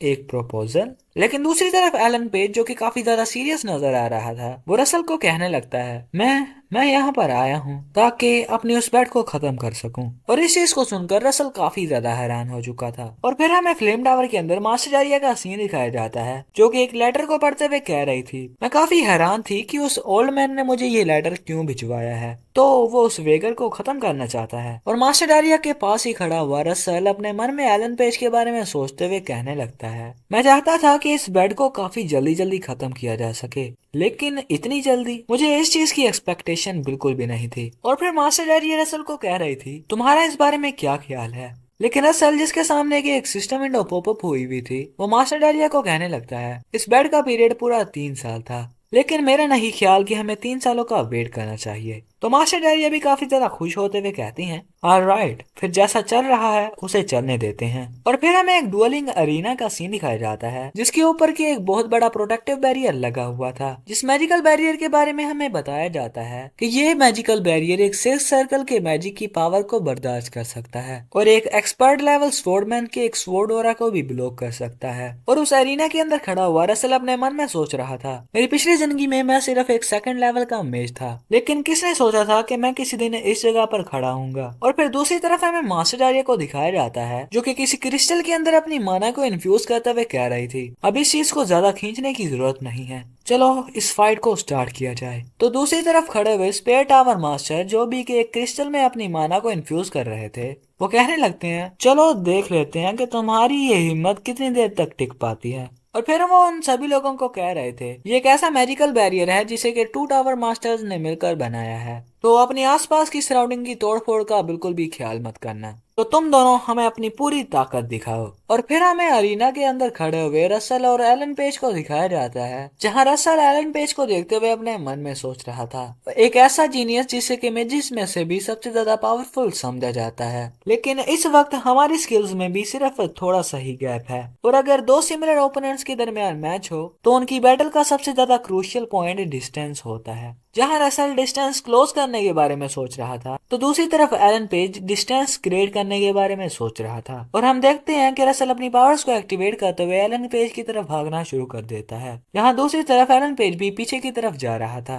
जहां वो भी अपनी पावर्स को एक्टिवेट करते हुए अपने मन में सोचने लगता है मुझे ऐसा क्यों लग रहा है कि मैं किसी मेज के साथ फाइट नहीं कर रहा बल्कि किसी नाइट या स्वॉर्डमैन के साथ कर रहा हूँ। क्या वो अपनी फायर पावर के अंदर इतना ज्यादा कॉन्फिडेंट है? और हो भी क्यों ना, क्योंकि फ्लेम टावर की instantaneous fire power sprayer tower की पावर से स्ट्रोंगर है। लेकिन ये कहते हुए उसने एक मैजिक का इस्तेमाल करते हुए रसल के ऊपर काफी ज्यादा आइस के स्काइप्स के साथ हमला कर दिया था, जिन स्पाइस को अपनी तरफ बढ़ता हुआ देखकर रसल अपने मन में सोच रहा था जैसा कि सारा एलन से एक्सपेक्टेड था उसकी कास्टिंग स्पीड अनबिलीवेबल है। लेकिन ये कहते हुए रसल ने भी अपनी पावर्स को एक्टिवेट कर लिया था और सर एलन पेज के ही अटैक को कॉपी करते हुए उस पर हमला कर देता है। और इन दोनों की फाइट में फर्क सिर्फ यही था कि एलन उस फॉर्मूले को यूज करते हुए आइस एट्रीब्यूट को इस्तेमाल कर रहा था और रसल फायर एट्रीब्यूट को। और इन दोनों लोगों की फाइट दूर बैठे मास्टर डारिया और स्पेयर टावर मास्टर भी देख रहे थे, जहां स्पेयर टावर मास्टर काफी ज्यादा हैरान होते हुए कहते हैं अनबिलीवेबल, उसने एक ही इंस्टेंट में मेरे एलन का फार्मूला कॉपी कर लिया। और एरिना के अंदर हम देखते हैं कि रसल और एलन पेज के अटैक्स की टकरा जाने की वजह से वहां पर काफी ज्यादा ब्लास्ट हो गए थे जिसकी वजह से हर तरफ धुआं ही धुआं हो जाता है। और फिर अचानक से रसल उस धुएं से बाहर निकलते हुए अपने मन में सोच रहा था ये अब मेरा टर्न है। ये कहते हुए वो अपने एक मैजिक फायर लाइटनिंग का इस्तेमाल करता है और रसल ने एलन पर हमला कर दिया था जो अटैक इससे पहले के एलन को हिट कर पाता। एलन काफी ज्यादा तेजी से ब्लिंक का इस्तेमाल करते हुए पीछे आ जाता है और हम देखते हैं कि रसल की उस अटैक की वजह से वहां पर एक बहुत बड़ा धमाका हो गया था। लेकिन रसल एक और मैजिक को इंचेंट करते हुए अपने मन में सोच रहा था ब्लिंक, तो इसका मतलब है कि वो मुझे डिस्टेंस कवर करने का एक भी मौका नहीं देना चाहता, यानी कि इसका मतलब है कि मुझे उसके लेग्स को ही रोकना होगा। ये कहते हुए रसल ने अर्थ क्वेक मैजिक को इस्तेमाल कर दिया था जिस चीज की वजह से नीचे का सारा ग्राउंड टूटना फूटना शुरू कर देता है जिसकी वजह से एलन का वहां पर खड़ा होना भी मुश्किल हो गया था। और पीछे की तरफ रसल एक मैजिक को इंचेंट करते हुए अपने मन में सोच रहा था इस सिचुएशन को ग्रैब करना सर एलन पेज की तरह के भी किसी पर्सन के लिए काफी ज्यादा मुश्किल होगा। और अगले ही सीन में वहां पर एक बहुत बड़ा ब्लास्ट हो जाता है, लेकिन हम देखते हैं कि रसल की उस अटैक की वजह से भी वहां पर एलन पेज को कुछ भी नहीं हुआ होता और उल्टा हर तरफ आइस फैल गई थी जो कि सर एलन पेज के ही एक मैजिक की वजह से हुई थी।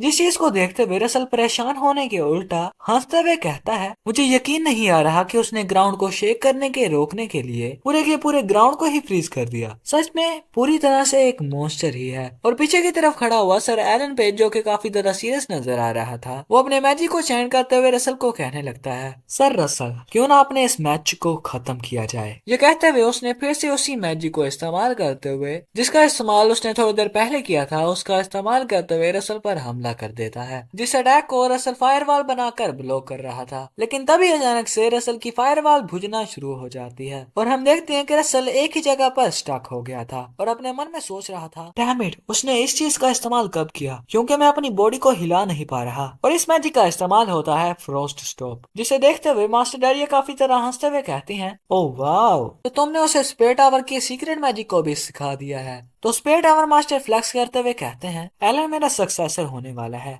तो उसे वो मैजिक सिखाना तो बनता था ना। और फिर से एरिना का सीन दिखाया जाता है जहाँ एलन अपने हाथ से कुछ वाटर ड्रॉप्स को क्रिएट करते हुए कह रहा था, सर रसल, आपकी ग्रोथ काफी ज्यादा एस्टोनिशिंग थी और इसी वजह से मैं तुम्हें और भी ज्यादा ऑब्जर्व करना चाहता हूँ, लेकिन मेरे मास्टर मेरा वेट कर रहे हैं तो मुझे अपनी एंजॉयमेंट को पोस्टपोन करना होगा। और हम देखते हैं कि एलन के उस अटैक को इस्तेमाल करने की वजह से बहुत ज्यादा वाटर इकट्ठा होना शुरू हो जाता है और देखते ही देखते वहां पर काफी ज्यादा लहरें बनना शुरू हो जाती हैं, जो कि सारी पानी की लहरें रसल की तरफ बढ़ रही थी, जिन्हें अपनी तरफ बढ़ता देखकर रसल कहने लगता है, मैं इस चीज को शो करना तो नहीं चाहता था, लेकिन अगले ही सीन में उस अरीना में एक बहुत बड़ा ब्लास्ट हो जाता है। लेकिन हम देखते हैं कि रसल ने अपनी ड्रैगोनिफिकेशन पावर को अनलॉक कर लिया था और रसल काफी ज्यादा तेजी से एलन के पास पहुंच जाता है और रसल की बॉडी से इस अजीब सी तरह की एनर्जी को सेंस करके एलन एक ही जगह पर स्टक हो जाता है और अपने मन में सोच रहा था, ये एरोगेंट और वायलेंट एनर्जी किस तरह की है, मैं तो अपनी बॉडी को भी मूव नहीं कर पा रहा। और रसल की इस मूव को एक ही नजर में देखकर मास्टर डैरिया पहचान गई थी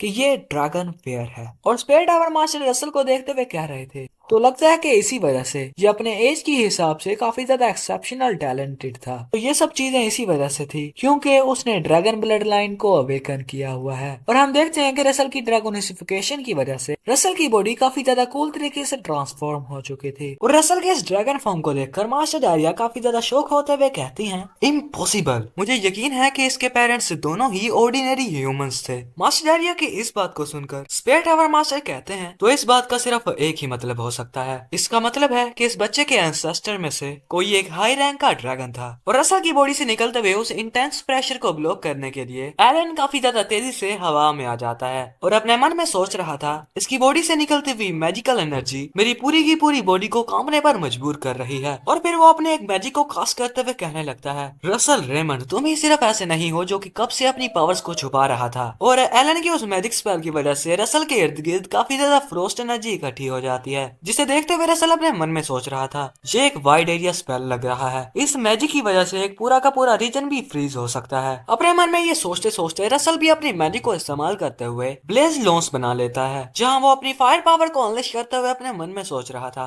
अगर मैं इसके इस मैजिक को खत्म कर दूं तो यकीनन मैं जीत जाऊंगा। लेकिन दूसरी तरफ एलन पेज उस मैजिक का इस्तेमाल करते हुए रसल पर हमला करते हुए कहता है, चलो इसे फिनिश किया जाए। और हम देखते हैं कि एलन के उस अटैक की वजह से रसल की तरफ काफी ज्यादा बर्फ बढ़ रही थी, जिसे ब्लॉक करते हुए रसल अपने मन में सोच रहा था, ये काफी ठंडा है, एक ऐसी ठंड जो कि ना सिर्फ माना को फ्रीज कर सकती है। लेकिन ये कहते कहते अचानक से रसल के मुंह पर एक स्माइल आ जाती है और फिर रसल अपने सामने की तरफ एक फायर स्लैश लगाते हुए कह रहा था, अगर उस शूरा के साथ मेरी फाइट ना हुई होती तो एलन पेज के इस अटैक को ब्रेक थ्रू करने के लिए मुझे काफी दिक्कत का सामना करना पड़ना था। और रसल को काफी आसानी से उसके मैजिक को यूं तोड़ता हुआ देखकर एलन काफी ज्यादा हैरान होते हुए कहता है, क्या?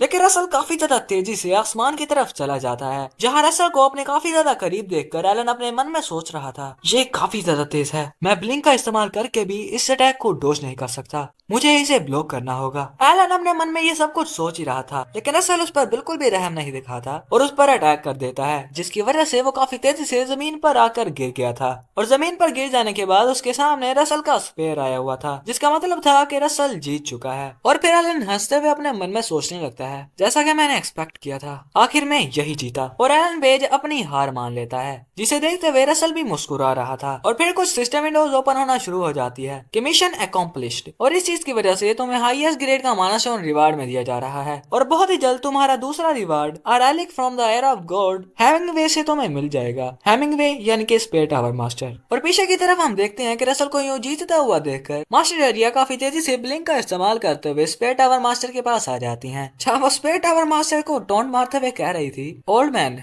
मुझे यकीन है कि तुमने एयर ऑफ गॉड के उस रैली को तैयार कर लिया होगा। स्पेयर टावर मास्टर, जिसे कि गुस्सा तो काफी ज्यादा आ रहा था, वो हंसते हुए कहता है, इस टाइम मैं अपनी हार मानता हूँ और स्पेयर टावर के टावर मास्टर होने की हैसियत से ऑफ कोर्स मैं अपने प्रोमिस को तो नहीं तोड़ूंगा। ये कहते हुए वो अपनी सब स्पेस पॉकेट में से एयर ऑफ गॉड का रैलिक निकाल रहा था, जिसे देखते हुए मास्टर एरिया कहने लगती हैं, मुझे यकीन नहीं आ रहा कि तुम सच में इसे मुझे दे रहे हो। जिसके बाद हमारा सीन शिफ्ट होता है और हमें काफी देर बाद एक बग्गी के अंदर रसल को बैठा हुआ दिखाया जाता है, जिसने कि अपने हाथ में उसी एयर ऑफ गोल्ड के रैलिक को पकड़ा हुआ था, जिसके बारे में रसल हमें बताते हुए कहने लगता है, a relic from the heir of gods. और ये रेलिक गोडेस आर्चनेस की एक एबिलिटी जो कि स्पेस को कनेक्ट और कट करना थी उसका मुजाहिरा करती है। अपने मन में ये सोचते सोचते रसल उस डैगर का इस्तेमाल करता है और रसल की उस डैगर को इस्तेमाल करने की वजह से स्पेस के अंदर सच में एक दरार आ गई थी, जिसे देखते हुए रसल अपने मन में सोच रहा था एक डैगर जो कि स्पेस को काट सकता है। और इसी के साथ साथ इस डैगर के साथ लगी हुई इस नीडल के अंदर अगर अपना माना इन्फ्यूज किया जाए तो ये किसी स्पेस को सी भी सकती है। जो कहते हुए रसल ने थोड़ी देर पहले जिस स्पेस को कट किया था उसे उस नीडल के साथ सी देता है। और रसल अभी भी अपने मन में सोच रहा था इस चीज का इस्तेमाल करते हुए आप किसी भी विजिबल स्पेस को डैगर के साथ कट की हुई स्पेस के साथ जोड़ सकते हैं। यहाँ तक कि स्पेस को कट करना काफी ज्यादा एक्स्ट्रा ऑर्डिनरी है, मगर उसी स्पेस को कंबाइन करना ये काफी ज्यादा कमाल का है। अगर इस आर्टिफैक्ट को अच्छे तरीके से इस्तेमाल किया जाए तो ये एम्बुश और डिफेंड करने के लिए काफी ज्यादा कारगर साबित होगा। और इतने में रसल अपनी डेस्टिनेशन पर पहुंच जाता है जिसके बारे में हमें बताया जाता है कि ये आटामून कैसल है।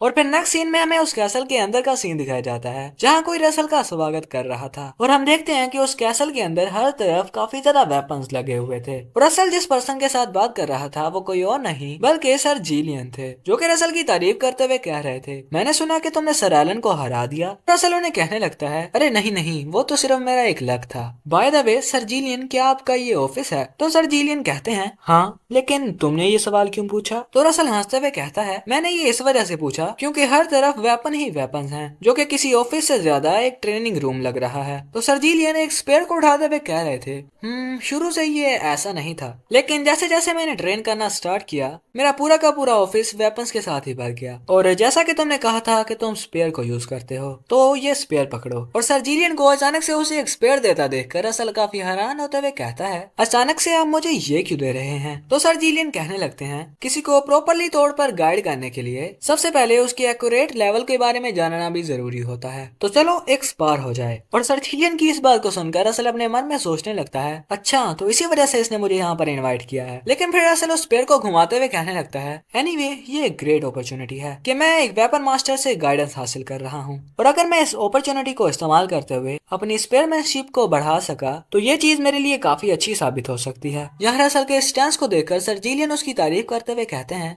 ग्रेट आइज, चलो पहला मूव तुम ही चल लो। तो रसल काफी तेजी से उसकी तरफ बढ़ते हुए कह रहा था अब इस बारे में आप ना नहीं कर सकते। और फिर हमें थोड़ी देर बाद का सीन दिखाया जाता है जहाँ रसल काफी ज्यादा तेजी से जमीन पर आकर गिर चुका था और थोड़ी ही देर में रसल की हालत काफी ज्यादा खराब हो गई थी। और अपने मन में सोच रहा था इस बारे में सोचना कि मैं अपना मैजिक इस्तेमाल नहीं कर सकता, मुझे यकीन नहीं आ रहा कि इसने मुझे काफी आसानी से हरा दिया। तो क्या एक वेपन मास्टर की स्ट्रेंथ इस तरह की होती है? और फिर रसल सर जीलियन से पूछने लगता है मेरी परफॉर्मेंस कैसी थी? तो सर जीलियन रसल को बता रहे थे तुम्हारी विजुअल एक्टिविटी और फ्लेक्सिबल थिंकिंग काफी ज्यादा अच्छी है, लेकिन स्पेयर को यूज करने का तुम्हारा टैलेंट काफी ज्यादा बकवास है। मगर इस बारे में सोचना कि तुमने खुद ब खुद ही इस लेवल तक खुद को ट्रेन कर दिया है, ये चीज काफी ज्यादा इंप्रेसिव है। ये कहते कहते सर जीलियन अपने मन में सोच रहे थे ये लड़का, इसकी ग्रोथ को देखते देखते मुझे काफी ज्यादा मजा आएगा। जहाँ रसल भी अपने मन में सोच रहा था अगर मैं अपनी मैजिक को इस्तेमाल कर पाता तो शायद तुम्हें हरा सकता था। लेकिन अचानक से सर जीलियन कहते हैं तुम ये तो नहीं सोच रहे ना कि मैं तुम्हें फ्री में ही सिखा दूंगा? और सर जीलियन के मुंह से इस बात को सुनकर रसल काफी ज्यादा हैरान हो गया था। लेकिन सर जीलियन रसल को बताने लगते हैं मैं तुम्हें एक पूरे हफ्ते के लिए ट्रेन करूंगा, तब तक के लिए तुम्हें मेरे नाइट्स के साथ स्पार करना होगा। जिसे सुनकर रसल अपने मन में सोचने लगता है नाइट्स के साथ स्पार करना ये ऑफर बुरी नहीं है, मगर सिर्फ स्पार से ही बात नहीं चलेगी। अपने मन में ये सोचते हुए वो सर जीलियन को कहता है ऑलराइट, लेकिन इस चीज के बदले में मेरी एक रिक्वेस्ट है। और रसल के मुंह से एक रिक्वेस्ट के बारे में सुनकर सर जीलियन काफी ज्यादा हैरान हो गए थे। लेकिन फिलहाल हमें रसल की उस रिक्वेस्ट के बारे में नहीं बताया जाता और अगले ही सीन में हमें सभी के सभी नाइट्स को एक जगह पर इकट्ठे होते हुए दिखाया जाता है। यहाँ कुछ नाइट्स बातें कर रहे थे यहाँ पर क्या चल रहा है। सभी के सभी नाइट्स को एक जगह पर देखना काफी ज्यादा रेयर अपॉर्चुनिटी होती है। लोगों का ये कहना है कि ये इस वजह से है कि सर रसल हमारे लॉर्ड को विजिट करने के लिए आए हैं। तो कुछ नाइट्स ये भी कह रहे थे सर रसल एक मेज नहीं है जिन्होंने उस शूरा को मारा था। और इस बारे में भी कहा जाता है कि सर रसल के पास सींग है और वो अपने मुंह से फायर को निकालते हैं। और कुछ नाइट्स बातें कर रहे थे ये सब कुछ नॉनसेंस है। जहाँ तक मुझे लगता है कि वो सिर्फ एक सर्कस का बंदा है जो कि हमें एंटरटेन करने के लिए आया है। लेकिन इतने में वहाँ पर सर जीलियन और रसल पहुंच जाते हैं, जिसे देखकर सभी के सभी नाइट्स चुप कर गए थे, जिन सभी नाइट्स को सर जिलियन कहने लगते हैं, तो तुम सभी लोग यहाँ पर आ चुके हो। आज की ट्रेनिंग को शुरू करने से पहले तुम सभी लोगों को सर रसल के साथ मैच करना होगा। फर्स्ट मैच के अंदर तुम किसी भी तरह के मैजिक या ऑरा को इस्तेमाल कर सकते हो, लेकिन दूसरे मैच के अंदर नहीं। और सर जिलियन की इस अनाउंसमेंट को सुनकर कुछ नाइट्स बातें करने लगते हैं। आमतौर पर तो हम ऑरा या मैजिक को इस्तेमाल ना करते हुए फाइट करते हैं, अगर हम उसे इस्तेमाल करके फाइट करेंगे तो ये सर रसल के लिए डिसएडवांटेज नहीं होगा। और उन सभी नाइट्स को देखते हुए रसल भी अपने मन में सोच रहा था, मेरी इस ट्रेनिंग का मतलब है कि मैं अपनी स्पेयरमैनशिप के अंदर स्किल्स को बढ़ा सकूं, और इस जगह में अपने मैजिक को ना इस्तेमाल करना ही बेहतर होगा। और फिर रसल उन सभी लोगों को ग्रीट करते हुए कह रहा था, मैं रसल रेमन हूँ और मुझे तुम सभी लोगों की गाइडेंस की जरूरत है। जहाँ इसी के साथ हमें एक सिस्टम विंडो को दिखाया जाता है, जिसमें कि रसल को मिशन मिला हुआ था कि उसे सभी के सभी नाइट के साथ स्पार करना है और उन सभी के सामने उसे जीतना होगा, जिनके रिवार्ड्स को आप वीडियो पास करके पढ़ सकते हो। और फिर नेक्स्ट सीन के अंदर हमें रसल के सामने एक स्वॉर्डमैन को दिखाया जाता है, जिसके साथ के रसल को फाइट करनी थी, जो कि अपना स्टांस लेते हुए रसल को कह रहा था, मैं एक 4th ग्रेड का नाइट हूँ और ये मेरे लिए एक ऑनर की बात है कि मुझे आपके जैसे एक हीरो के साथ फाइट करने का मौका मिल रहा है। जहाँ रसल भी ज्यादा बातें ना करते हुए अपना स्टांस लेते हुए कह रहा था, क्यों ना अपने मैच को स्टार्ट किया जाए। जहाँ पहले तो दोनों कुछ देर के लिए एक दूसरे को घूरते रहते हैं और फिर अचानक से वो स्वॉर्डमैन काफी ज्यादा तेजी से रसल की तरफ बढ़ना शुरू कर देता है, जिसे अपनी तरफ बढ़ता देखकर रसल अपने मन में सोच रहा था, ये काफी ज्यादा फास्ट है। जहाँ रसल उसके अटैक को डोज करते हुए अपने मन में सोच रहा था, इसके अटैक्स काफी ज्यादा परफेक्ट हैं। और इस बारे में सोचना कि एक 4th ग्रेड का नाइट भी इतना ज्यादा स्किल्ड है, तो इसका मतलब है कि सर जिलियन के अंडर ट्रेन होने वाले नाइट्स काफी ज्यादा पावरफुल होते हैं। लेकिन ये कहते हुए रसल ने उस स्वॉर्डमैन के ऊपर अटैक करते हुए उसे नीचे गिरा दिया था। जहाँ रसल उसके सामने अपना स्पेयर करते हुए कह रहा था, क्या तुम आगे भी कंटिन्यू करना चाहते हो, तो वो पर्सन ना करते हुए अपनी हार मान लेता है। और रसल की फाइटिंग स्किल को देखते हुए काफी ज्यादा नाइट्स बातें कर रहे थे, क्या तुमने उसकी स्किल्स को देखा था। इसी वजह से वो हम नाइट्स के साथ बिना किसी मैजिक का इस्तेमाल करते हुए स्पार करना चाह रहा था। और सर जिलियन भी अपने नाइट्स की तरफ देखते हुए अपने मन में सोच रहे थे, आप ये इस तरह के मजाक नहीं करेंगे। वेल ये नेचुरल है, एक नाइट उस मैच से हार रहा है जो कि अपने मैजिक पावर को भी इस्तेमाल नहीं कर रहा। और फिर हमें कुछ फ्लैशबैक को दिखाया जाता है, जहाँ रसल सर जिलियन को कह रहा था, मैं तुम्हारे नाइट्स के साथ स्पार करूंगा, लेकिन उनके साथ स्पार करते हुए मैं अपनी मैजिक पावर को इस्तेमाल करना नहीं चाहता। और उस फ्लैशबैक को याद करते हुए सर जिलियन अपने मन में सोच रहे थे, मैंने उसके उस प्रपोजल को काफी आसानी से मान तो लिया, लेकिन ये बच्चा काफी ज्यादा अमेजिंग है। ये बच्चा हमारे सभी नाइट्स के लिए एक मोटिवेटर का काम कर रहा है। और तभी अचानक से रसल के पीछे से कोई आते हुए कहता है, क्या ये ठीक होगा कि मैं तुम्हारे साथ फाइट करूं। और हम देखते हैं कि रसल के सामने एक हट्टा कट्टा नाइट आ गया था, जिसे देखते हुए दूसरे नाइट्स कहने लगते हैं, मुझे यकीन नहीं आ रहा कि सर विंसेस इस बच्चे के साथ स्पार करना चाहते हैं, लेकिन ये तो एक 2nd ग्रेड के नाइट हैं। क्या इसका मतलब है कि सर रसल काफी आसानी से एक 3rd ग्रेड के नाइट को भी हरा सकते हैं। और उस नाइट को अपने सामने देखकर रसल अपने मन में सोच रहा था, एक 2nd ग्रेड के नाइट की पावर इतनी होती है जितनी की एक नाइट ऑर्डर के अंदर वाइस कैप्टन की होती है। और उस पर्सन को अपने सामने देखकर रसल घबराता नहीं है और मुस्कुराते हुए सर विंसन का शुक्रिया अदा करते हुए कह रहा था, मुझे ये अपॉर्चुनिटी देने के लिए आपका बहुत बहुत शुक्रिया। जिसके बाद हमें उन दोनों की फाइट तो नहीं दिखाई जाती, लेकिन सर जिलियन की आवाज से हमें पता चलता है कि विंसन और रसल के दरमियान फाइट ड्रा हो चुकी थी, जहाँ सर जिलियन रसल की तारीफ कर रहे थे, लेकिन रसल भाई साहब कहने लगते हैं, नहीं नहीं ये सिर्फ मेरा लक था। और रसल की इस बात को सुनकर सर जिलियन हंसते हुए कहते हैं,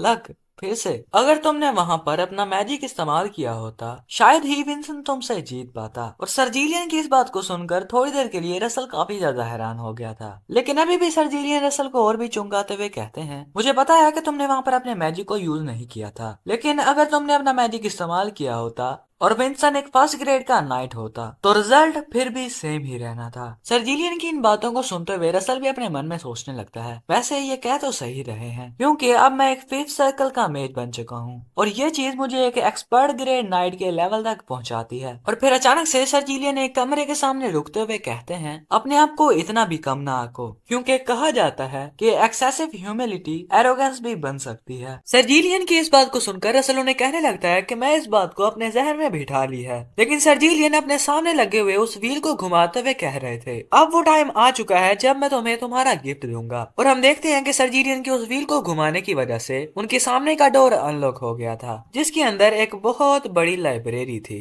जहाँ पर एंटर करते हुए सर जिलियन रसल को बताने लगते हैं, स्पेयरमैनशिप की किताबें साइड पर रखी हुई हैं, तो उनमें से कुछ स्टडी करने के लिए उठा लो। जहाँ रसल भी उन किताबों को देखते हुए अपने मन में सोच रहा था, इन सभी किताबों को चेक करने के लिए मुझे काफी ज्यादा टाइम लगने वाला है और ये टाइम है अपनी स्वॉर्डमैनशिप में एक डायरेक्शन हासिल करने का। और फिर हमें थोड़ी देर बाद का सीन दिखाया जाता है जहाँ पर रसल कुछ किताबें लेकर सर जिलियन के पास चला गया था, जहाँ रसल को अपने सामने देखकर सर जिलियन कहने लगते हैं, तो क्या स्पेयरमैनशिप के हवाले से तुमने कोई किताब ढूंढ ली? तो रसल अपने साथ लाई हुई दो किताबों को दिखाते हुए कहने लगता है, मैंने इन दो किताबों को चूज किया है। जिन किताबों को देखते हुए सर जिलियन कहने लगते हैं, ओह ये तो सिक्स यूनियन हेमन शैटरिंग आर्ट और लामेंचा है। ये दोनों ही बहुत ही ज्यादा ग्रेट स्पेयरमैनशिप टेक्निक्स हैं। और फिर रसल के साथ लाई हुई पहली किताब के बारे में बताते हुए कहते हैं, six union heaven shattering art, इसे मास्टर करना काफी ज्यादा मुश्किल है, लेकिन अगर तुमने इसे परफेक्टली मास्टर कर लिया तो ये तुम्हारी स्पेयर टेक्निक्स में से काफी ज्यादा पावरफुल साबित होंगी। और तुम्हारी लाई हुई दूसरी टेक्निक यानी कि लामांचा, ये एक रिफाइंड स्पेयर टेक्निक है जो कि किसी भी अननेसेसरी मूवमेंट को किए बगैर इस्तेमाल करने की काबिल होती है। और पर्सनली मैं तुम्हें six union heaven shattering art recommend करता हूँ। लेकिन सर जिलियन की इस बात को सुनने के बाद भी Russell six union heaven shattering art को चूज ना करते हुए उस टेक्निक को जिसका कि नाम लामांचा है उसे चूज कर लेता है। जहाँ रसल उस बुक को उठाते हुए कह रहा था, एक मेज होने की वजह से मुझे एक रिफाइंड स्पेयर टेक्निक ही चाहिए थी जो कि मैं किसी भी इंटेंस सिचुएशन में इंस्टेंट में इस्तेमाल कर सकता हूँ। और एक मेज के लिए एक रिफाइंड टेक्निक का होना किसी पावरफुल टेक्निक के लिए ज्यादा कारगर साबित होता है। और रसल के इस डिसीजन को सुनने के बाद सर जिलियन भी अपने मन में सोचने लगते हैं, तो ये किसी स्ट्रॉन्ग चीज को नजरअंदाज करते हुए एक रैशनल सी टेक्निक को चुन रहा है। ये सच में एक मेज की तरह सोचता है। और फिर रसल के कंधे पर हाथ रखते हुए कहते हैं, मैं तुम्हारे डिसीजन की रिस्पेक्ट करता हूँ, तुम लवांचा को मास्टर कर सकते हो। और सर जिलियन की इस बात को सुनकर रसल काफी ज्यादा हैरान होते हुए कहता है, एक इतनी ज्यादा पावरफुल टेक्निक की किताब को किसी को बिना किसी सोच के दे देना, यानी कि जितनी बार भी मैं इसके साथ मिला हूँ ये काफी ज्यादा जनरस होता है। रसल अपने मन में ये सब कुछ सोच ही रहा था। सर जिलियन उसे कहने लगते हैं, इस बार में मत भूल जाना कि तुम्हें मेरे नाइट्स के साथ स्पार भी करना है। और सर जिलियन की इस बात को सुनकर रसल भी अपने मन में सोचने लगता है, हाँ लगता है कि ये चीज फ्री नहीं है। और फिर ऐसे ही काफी ज्यादा मौसम बीत जाते हैं, यानी कि हमें काफी ज्यादा देर के बाद का सीन दिखाया जाता है जहाँ एक बग्गी किसी बर्फीले इलाके से गुजर रही थी, जहाँ कोई पर्सन किसी पेन का इस्तेमाल करते हुए अपनी टेक्निक को परफॉर्म कर रहा था। जो पर्सन कोई और नहीं होता बल्कि अपना रसल ही था, जो कि अपनी आंखें बंद करके एक पेन के साथ कुछ ट्रेनिंग कर रहा था। जहाँ रसल अपने मन में सोचने लगता है, ये सिंपल मूव्स अगर एक साथ मिल जाए तो एक लाइन बन जाती है और हर बार मैं ऐसी जगह पर आकर स्टक हो जाता हूँ। सर जिलियन से लामांचा को लिए हुए पूरा 1.5 साल गुजर चुका है। इसके सारे फॉर्म्स को याद करना भी सच में मेरे लिए एक काफी बड़ी अचीवमेंट है, मगर इस स्पेयर टेक्निक को परफेक्ट करने के लिए मुझे इसके ट्रू मीनिंग को रियलाइज करना होगा और इस चीज के लिए मुझे पूरी तरह से इस पर फोकस करना होगा। मगर यार मेरे लिए काफी ज्यादा डिस्ट्रैक्शंस भी हैं। और फिर हमें एक सिस्टम विंडो को दिखाया जाता है जहाँ पर रसल को मिशन मिला हुआ था कि उसे सिक्स सर्कल को रीच करना है, जिसके रिवार्ड्स काफी ज्यादा थे, तो वीडियो स्टॉप करके पढ़ सकते हो कि क्या क्या है। जिसके बाद हम देखते हैं कि उस सिस्टम विंडो को देखते हुए रसल अपने मन में सोचने लगता है, एक सिक्स सर्कल का मेज बनने के लिए मुझे काफी ज्यादा ट्रेनिंग करनी होगी और काफी ज्यादा एनलाइटमेंट हासिल करनी होगी, और सिक्स सर्कल को हासिल करने का कोई शॉर्टकट भी मौजूद नहीं है। और फिर अपने मन में उस ड्रैगन की सारी बातें याद करते हुए कहने लगता है, मैं इस एरा में ड्रैगन्स को कैसे फाउंड कर सकता हूँ। मैंने काफी ज्यादा किताबें छानी और उन किताबों में से मैंने 4 ऐसी जगहों के बारे में पढ़ा जहाँ पर ड्रैगन होने की काफी ज्यादा संभावनाएं थी, और मैंने उन प्लेसेस में से 2 चेकआउट कर ली हैं, लेकिन उन प्लेसेस में मुझे ड्रैगन्स का एक भी नामो निशान नहीं मिला। और अब पीछे सिर्फ 2 ही प्लेसेस बाकी बची हैं, यानी कि रेड माउंटेन बेल्ट कैनन और कर्ल आइलैंड।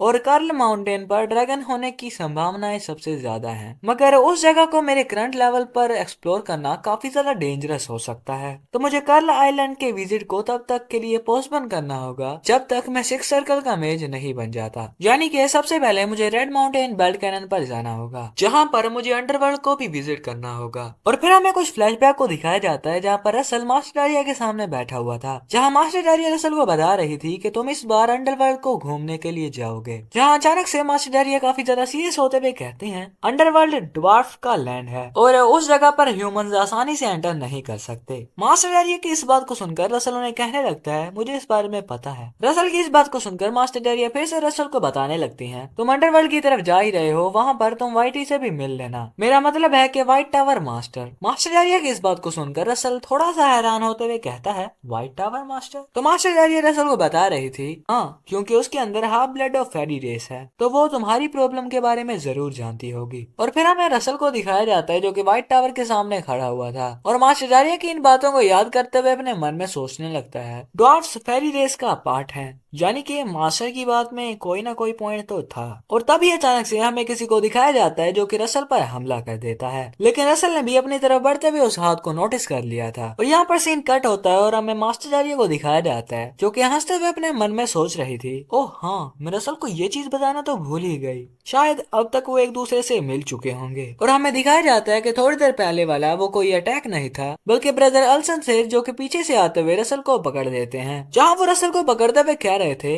अबे छोटू तुझे मेरी याद नहीं आती। और फिर अगले ही सीन में हमें दिखाया जाता है कि वो किसी लिफ्ट टाइप की चीज का इस्तेमाल करते हुए कहीं पर जा रहे थे, जहाँ ब्रदर अल्सन रसल से पूछने लगते हैं, वैसे तुमने अंडरवर्ल्ड की रिसर्च ट्रिप में हिस्सा क्यों लिया? खैर ये कोई ऐसी ट्रिप है जो कि काफी ज्यादा फेमस नहीं है, इसीलिए इस ट्रिप में कोई भी हिस्सा नहीं लेता, और अब तुम मेरे साथ आ गए हो तो लगता है कि मुझे बोर होना नहीं पड़ेगा। लेकिन अचानक से रसल ब्रदर अल्सन से पूछने लगता है, क्या आप व्हाइट टावर मास्टर से पहले भी कहीं मिले हैं? तो ब्रदर अल्सन एक अजीब सी शक्ल बनाते हुए कह रहे थे, हाँ ऑफ कोर्स मिला हूँ। रसल उनसे पूछने लगता है, तो वो किस टाइप की पर्सन है? जिस पर ब्रदर अल्सन रसल को बता रहे थे, मैं उसके बारे में तुम्हें कैसे बताऊं, उसे एक मैच्योर वुमेन कहने से अच्छा एक क्यूट बच्ची कहो तो ठीक रहेगा। और ब्रदर अल्सन की बातें सुनकर रसल को कुछ समझ नहीं आ रहा था, तो ब्रदर अल्सन रसल को समझाने लगते हैं, रुक जा बेटा, जब देखेगा समझ जाएगा। और फिर हमें उन दोनों को किसी महल जैसी जगह पर एंटर होते हुए दिखाया जाता है, जिस जगह में एंटर होते हुए रसल अपने मन में सोच रहा था, हाँ ये कैसी जगह है, किसी बच्चों की तरह का रूम। और हमें उनके सामने एक मिस्टीरियस से फिगर को दिखाया जाता है, जिसे देखकर रसल तो काफी ज्यादा हैरान हो चुका था, लेकिन वो पर्सन रसल और ब्रदर एल्सन का वहाँ पर स्वागत कर रही थी। यही किसी बच्ची की तरह की दिखने वाली व्हाइट टावर मास्टर यानी कि एमिलिया मार्विन है। और व्हाइट टावर मास्टर की अपीयरेंस को देखते हुए रसल अपने मन में सोचने लगता है, शायद ये इस वजह से एक बच्ची की तरह की लग रही है क्योंकि ये एक हाफ ह्यूमन और एक हाफ एल्फ है, लेकिन मैं उसकी बॉडी से निकलती हुई उस प्योर माना को सेंस कर सकता हूँ जो कि सिर्फ एक एल्फ की बॉडी से ही इमिट होती है। और फिर ब्रदर एल्सन हंसते हुए कहने लगते हैं, इस बारे में सोचना कि तुम्हें हमारे नेम्स के बारे में पता है। लगता है कि छोटू रसल सच में काफी ज्यादा फेमस हो चुका है। जहाँ व्हाइट टावर मास्टर अपने टेडी बेयर पर सवार होते हुए रसल की तरफ बढ़ते हुए कहने लगती है, शायद ये इस वजह से है क्योंकि रसल काफी ज्यादा कमाल का है, तुम्हारे जैसा एक ह्यूमन इतनी ज्यादा प्योर माना को पोजेस कैसे कर सकता है। और हम देखते हैं कि व्हाइट टावर मास्टर रसल के कुछ ज्यादा ही करीब पहुंच जाती हैं और रसल को सूंघते हुए कह रही थी, तुमने एक स्पिरिट के साथ कॉन्ट्रैक्ट बनाया हुआ है ना?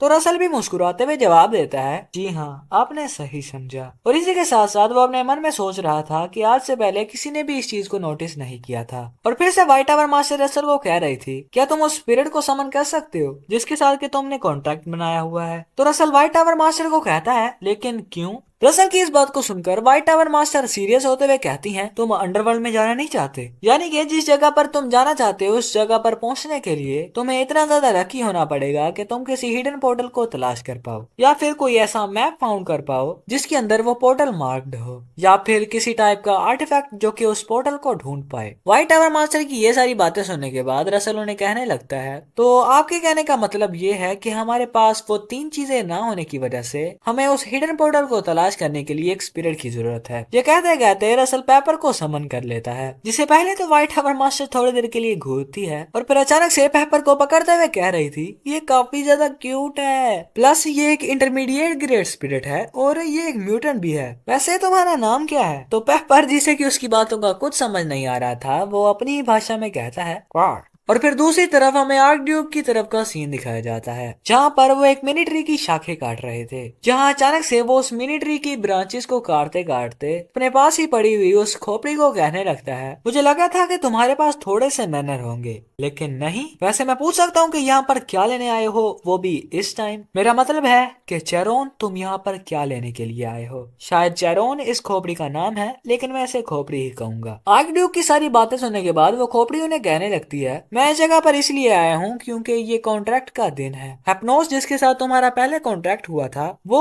काफी ज्यादा बिजी है, तो इसीलिए मैं तुम्हारे पास आया हूँ। वो खोपड़ी ये कहते कहते आर्क ड्यूक को कोई चीज पकड़ा रही थी, जहाँ आर्क ड्यूक उस चीज को लेते हुए कहने लगते हैं, कॉन्ट्रैक्ट? क्या 5 साल इतनी जल्दी गुजर भी गए? और हम देखते हैं कि उस खोपड़ी ने आर्क ड्यूक को एक अजीब से कलर का सेब पकड़ा दिया था, और वो खोपड़ी उस फ्रूट को आर्क ड्यूक को खाने को कह रही थी, जिसे खाते ही आर्क ड्यूक के अंदर काफी ज्यादा पावर्स आ जाती हैं। और अपनी बॉडी के अंदर बढ़ती हुई उस एनर्जी को फील करते हुए आर्कड्यूक कहने लगते हैं, अगर मेरा ये कॉन्ट्रैक्ट ऐसे ही चलता रहा तो मैं एक दिन इमोर्टल बन जाऊंगा। मगर ये काफी ज्यादा शर्मनाक है कि इसके साइड इफेक्ट काफी ज्यादा गंदे हैं। लेकिन अचानक से वो रसल के बारे में बात करते हुए कहने लगता है, बाय द वे क्या तुम्हें पता है कि डारिया का डिसाइबल रेड कैनन की तरफ गया हुआ है? तो वो खोपड़ी कहने लगती है, ऑफ कोर्स मुझे पता होगा, और पता भी क्यों ना हो, क्योंकि वो उस विक्ड लेडी का जो स्टूडेंट है, और मुझे पता है कि क्या चीज तुम्हें काफी ज्यादा चिंता दिला रही है कि रेड कैनन बॉर्डर अमेज़ोना फॉरेस्ट के साथ मिलता है। तुम्हें इस चीज की चिंता है कि वो ब्रैड फिर से तुम्हारे काम में इंटरफेयर करेगा। तो आर्कड्यूक कहता है, ब्लेन के साथ जो हादसा हुआ उसके बाद से ही मैं सच में इस चीज के बारे में काफी ज्यादा कंसर्न हूँ। लेकिन फिर से वो खोपड़ी कहने लगती है, रेड कैनन से काफी ज्यादा दूर अमेज़ोना फॉरेस्ट के अंदर हमारा ऑपरेशन पहले ही स्टार्ट हो चुका है, वो इस चीज को फाइंड नहीं कर पाएंगे। खैर तब तक के लिए तो नहीं जब तक वो स्पेशली तुम्हारी उस जगह पर विजिट करने के लिए नहीं आते। सो डोंट वरी, या फिर ये कहूँ कि जब तक तुम्हारी वो चीज खुल नहीं जाती। उस खोपड़ी की इस बात को सुनकर आर्कड्यूक कहने लगते हैं, तुम्हारा इस बात से क्या मतलब है? तो वो खोपड़ी बोल रही थी, कुछ नहीं, बस मैं ये कह रहा था कि मेरे जाने का वक्त हो गया है, क्योंकि तुम्हारे जैसे बहुत से ऐसे लोग हैं जो कि मेरा वेट कर रहे हैं। आर्कड्यूक ये कहते हुए वो खोपड़ी ऑफ हो जाती है, जिसकी वजह से आर्कड्यूक को काफी ज्यादा गुस्सा तो आ रहा था, और इसी के साथ साथ वो अपने मन में सोचने लगता है, जू लोली कल्टिस्ट, मेरे साथ यूं आरोगेंटली बात करने की तुम्हारी हिम्मत भी कैसे हुई? जिस दिन मैं थ्रोन को असेंड करूंगा सबसे पहले चीज जो करूंगा, इससे आगे कुछ क्या पाता उसकी नजर अपने सामने उस सड़े हुए दरख्त पर चल जाती है, यानी कि उसी मेनी ट्री को जिसकी ब्रांचेस को वो थोड़ी देर पहले काट रहा था, जो कि इस वक्त तक पूरी तरह से जल चुका था। और पीछे से वो कल्टिस्ट जोर जोर से हंसना शुरू कर देता है, और आर्कड्यूक को कह रहा था, मुझे लगता है कि मुझे यहाँ से जल्दी चल जाना चाहिए था। जिसके बाद सीन शिफ्ट होकर हमें एक बग्गी को दिखाया जाता है जो कि कहीं तरफ जा रही थी, जहाँ कोई पर्सन रसल की तारीफ करते हुए कह रहा था, रसल तुम हमारे साथ आए हो, ये हमारे लिए काफी ज्यादा लकी साबित हुआ है, क्योंकि सिर्फ तुम्हारी ही वजह से हम काफी जल्दी अंडरवर्ल्ड को ढूंढ पाएंगे। और फिर हमें एक फ्लैशबैक को दिखाया जाता है जहाँ पर व्हाइट टावर मास्टर पेपर को अपने हाथ में लिए हुए कह रही थी, पेपर की वजह से हम अर्थ स्पिरिट ग्नोम की एनर्जी को सेंस कर पाएंगे, और वहीं से तुम अंडरवर्ल्ड जाने का रास्ता भी ढूंढ सकते हो। व्हाइट टावर मास्टर की ये सारी बातें याद करके रसल ब्रदर रल्सन को कहने लगता है, ये मेरा कमाल नहीं है बल्कि पेपर का कमाल है। और इतने में वो रेड कैनन माउंटेन में पहुंच जाते हैं, जहाँ एंटर होते ही रसल अपने मन में सोचने लगता है, अभी अर्थ स्पिरिट ग्नोम तक पहुंचने के लिए काफी ज्यादा डिस्टेंस पड़ा हुआ है, लेकिन फिर भी मुझे इन रॉक्स में से काफी ज्यादा मिस्टीरियस पावर सेंस हो रही है, और शायद मुझे यहाँ पर ड्रैगन के हवाले से भी कुछ क्लूज मिल पाए। और फिर अचानक से ब्रदर रल्सन कहने लगते हैं, सिटी में टाइम जाया करने से अच्छा हम सीधा सीधा कैनन की तरफ चले जाते हैं, इसमें तुम्हारा क्या ख्याल है रसल? तो रसल भी हंसते हुए कहता है, जैसा आपको मुनासिब लगे मैं वैसा करने को तैयार हूँ। और फिर हमें उन दोनों को रेड कैनन माउंटेन के ऊपर दिखाया जाता है, जहाँ रसल पेपर को रिलीज करते हुए कह रहा था, पेपर तुम्हें स्पिरिट ग्नोम की सेंड को ट्रैक करना है। और हम देखते हैं कि पेपर काफी ज्यादा तेजी से किसी डायरेक्शन की तरफ जाना शुरू कर देता है, जिसे जाता देखकर ब्रदर रल्सन कहने लगते हैं, मुझे नहीं लगता कि वो इतनी ज्यादा ऊपर से एक अर्थबाउंड स्पिरिट की एनर्जी को सेंस कर पाएगा। लेकिन रसल ब्रदर रल्सन को कह रहा था, नहीं वो उसे सेंस कर लेगा। लेकिन अचानक से ब्रदर रल्सन कोई चीज देखकर काफी ज्यादा हैरान हो गए थे, और हम देखते हैं कि पेपर के पीछे काफी ज्यादा बड़े बड़े परिंदे थे, जिन्हें देखते हुए ब्रदर रल्सन उन पर अटैक करने ही वाले थे,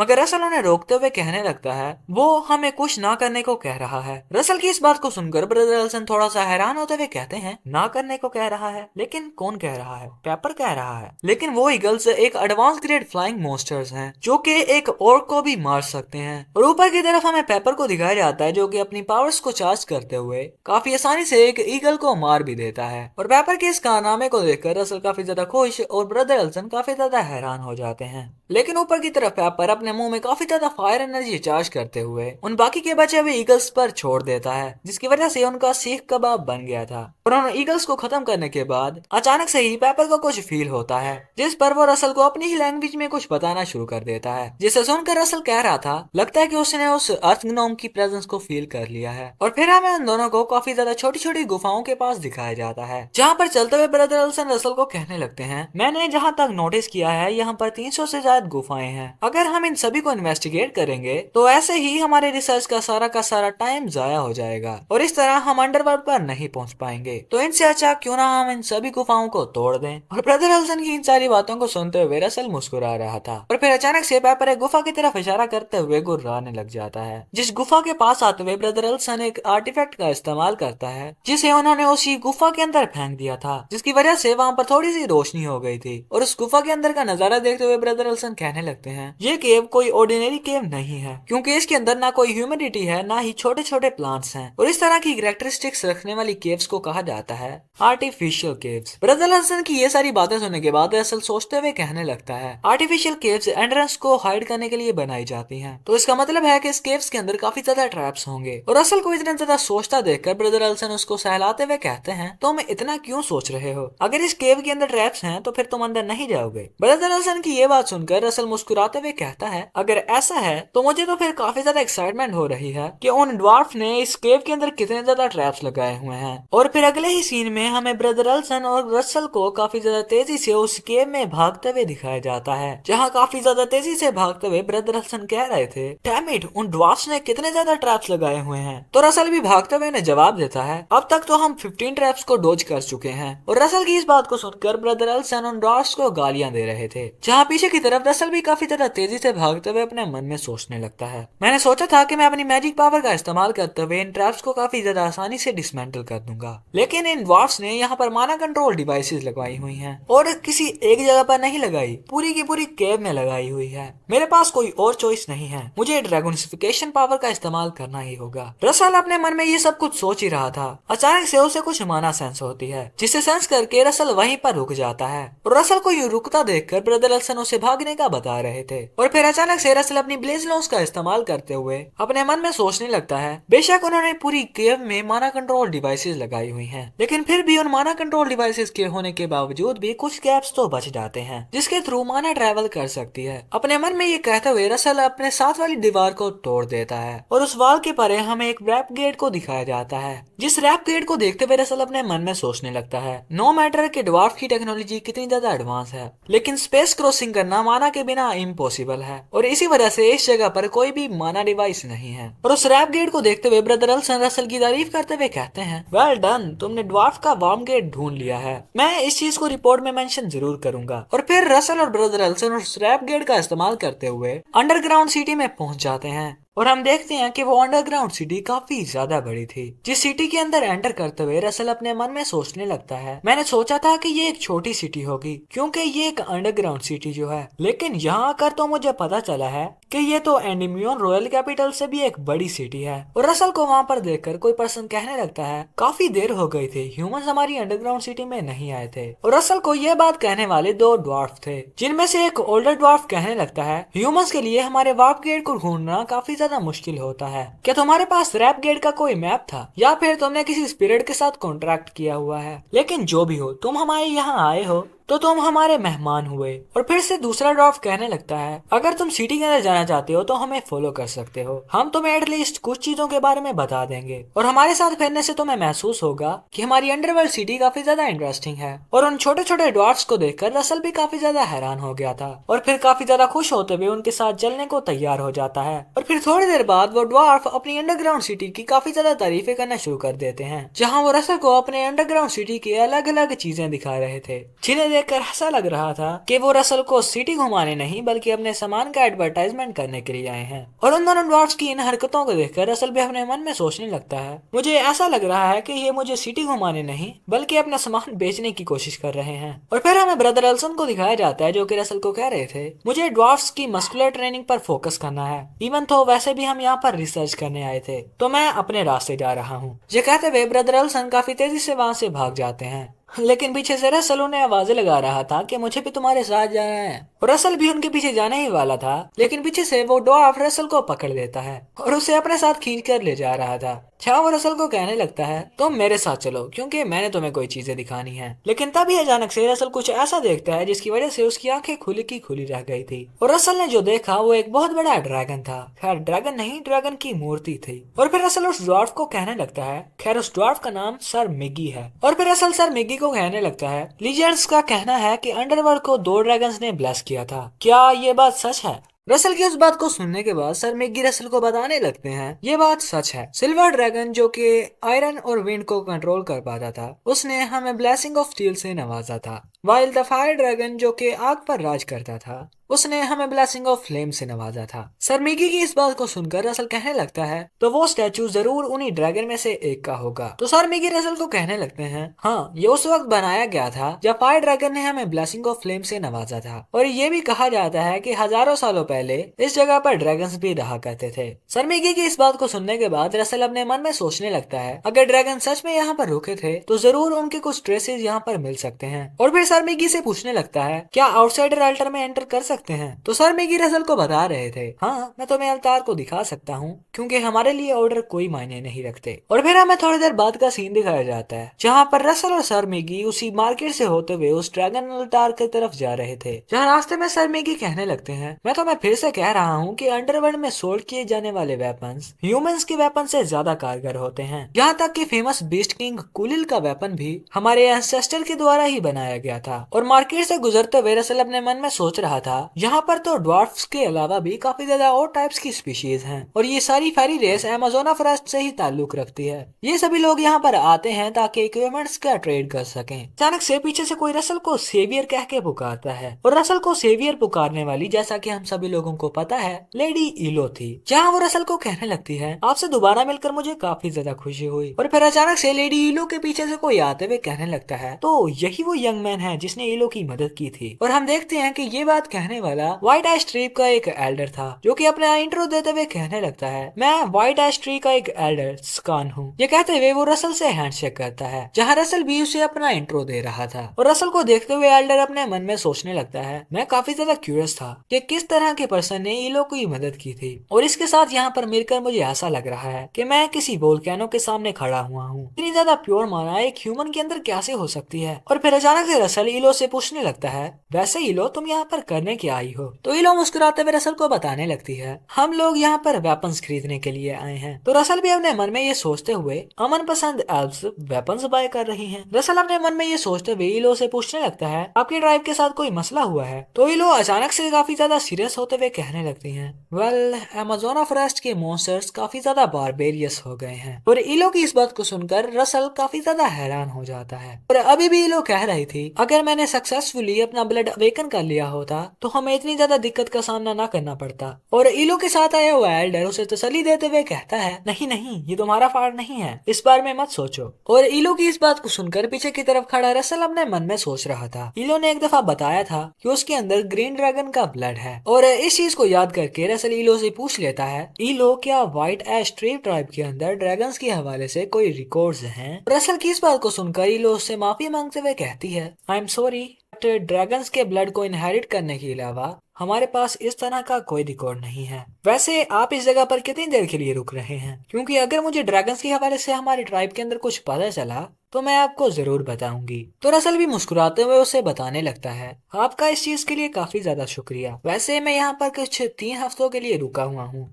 और फिर अगले ही सीन में हमें रसल को उसी रेड ड्रैगन के सामने दिखाया जाता है जिस ड्रैगन को देखकर भी रसल को कुछ भी फील नहीं हो रहा था। और अपने मन में सोचने लगता है मुझे तो इसके अंदर कुछ भी स्पेशल नजर नहीं आ रहा, शायद सिल्वर ड्रैगन में मुझे कुछ मिल जाए। और फिर अगले ही सीन में हमें उसे सिल्वर ड्रैगन एल्डर के पास दिखाया जाता है जहाँ पर सर मैकी उस अल्टार को देखते हुए कह रहे थे silver dragon Alt fire dragon Alt के बिल्कुल ही सामने है। और उस सिल्वर ड्रैगन अल्टार को देखते हुए रसल अपने मन में सोच रहा था मुझे लगता है कि इन दोनों स्टैचूज में फर्क सिर्फ कलर का ही है। और फिर उस स्टैचू को देखते हुए अपने मन में सोचने लगता है ये स्टैचू भी पिछले स्टैचू की तरह ही आम नजर आ रहा है। और फिर सर मैगी रसल को ये कहते हुए जाने लगते हैं तुम्हारे साथ मेरी मुलाकात एंड्रस पे होगी। और सर मैगी के वहाँ से चले जाने के बाद रसल अपने मन में सोचने लगता है क्या इसके अंदर भी कुछ स्पेशल नहीं है? अपने मन में ये सोचते सोचते रसल उस अल्टार पर हाथ रख देता है। और रसल का उस अल्टार पर हाथ रखना ही था एक अजीब अजीब सी एनर्जी निकलकर रसल के हाथ में एंटर कर जाती है और हम देखते हैं कि रसल के हाथ पर एक अजीब सा सर्कल बन जाता है और अचानक से उस सिल्वर ड्रैगन की आंखें भी चमकना शुरू हो जाती हैं और फिर अचानक से रसल के कानों में एक मिस्टीरियस आवाज आने लगती है, मैं काफी अरसे से तुम्हारा इंतजार कर रही थी और फॉर्चुनेटली तुम मेरे लाइफ स्पैन के खत्म होने से पहले पहले यहाँ पर आ चुके हो। तुम्हें ये पाथ फॉलो करके मेरे तक पहुंचना होगा, यानी कि मेरे मास्टर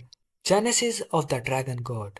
और अब हम देखते हैं कि रसल के हाथ के ऊपर एक सर्कल बन गया था जिसके ऊपर का एरो किसी डायरेक्शन की तरफ इशारा कर रहा था, जिस पर रसल उसी डायरेक्शन की तरफ मुड़ते हुए अपना एक मैजिक एक्सेल फास्ट को इस्तेमाल करता है और रसल के इस मैजिक को इस्तेमाल करने की वजह से रसल की स्पीड काफी ज्यादा तेज हो जाती है और रसल काफी ज्यादा तेजी से उसी डायरेक्शन को फॉलो करते हुए अपने मन में सोचने लगता है, अभी जो आवाज मैंने सुनी वो किसी ऐसे पर्सन की थी जो कि मरने वाला था, शायद ये मेरी इमेजिनेशन हो सकती है लेकिन मुझे जल्दी करनी होगी। और हम देखते हैं कि रसल काफी ज्यादा तेजी से उस डायरेक्शन को फॉलो कर रहा था और अपने हाथ पर बने हुए उस एरो को देखते हुए अपने मन में सोचने लगता है, ये एरो छोटा हो रहा है जिसका मतलब है कि मैं उस ड्रैगन के काफी ज्यादा करीब हो रहा हूँ। और हम देखते हैं कि रसल काफी ज्यादा तेजी से एक पहाड़ की चोटी पर आ जाता है, जिस पहाड़ी के नीचे ही हमें एक छोटा सा घर दिखाया जाता है, जिसे देखते हुए रसल अपने मन में कहने लगता है, तो मैंने ऐसे ढूंढ ही लिया। और फिर अगले ही सीन में हमें रसल को उस घर के सामने दिखाया जाता है, जिस छोटे से घर को देखते हुए रसल कहने लगता है, एक ड्रैगन इस छोटे से घर जितना तो नहीं हो सकता,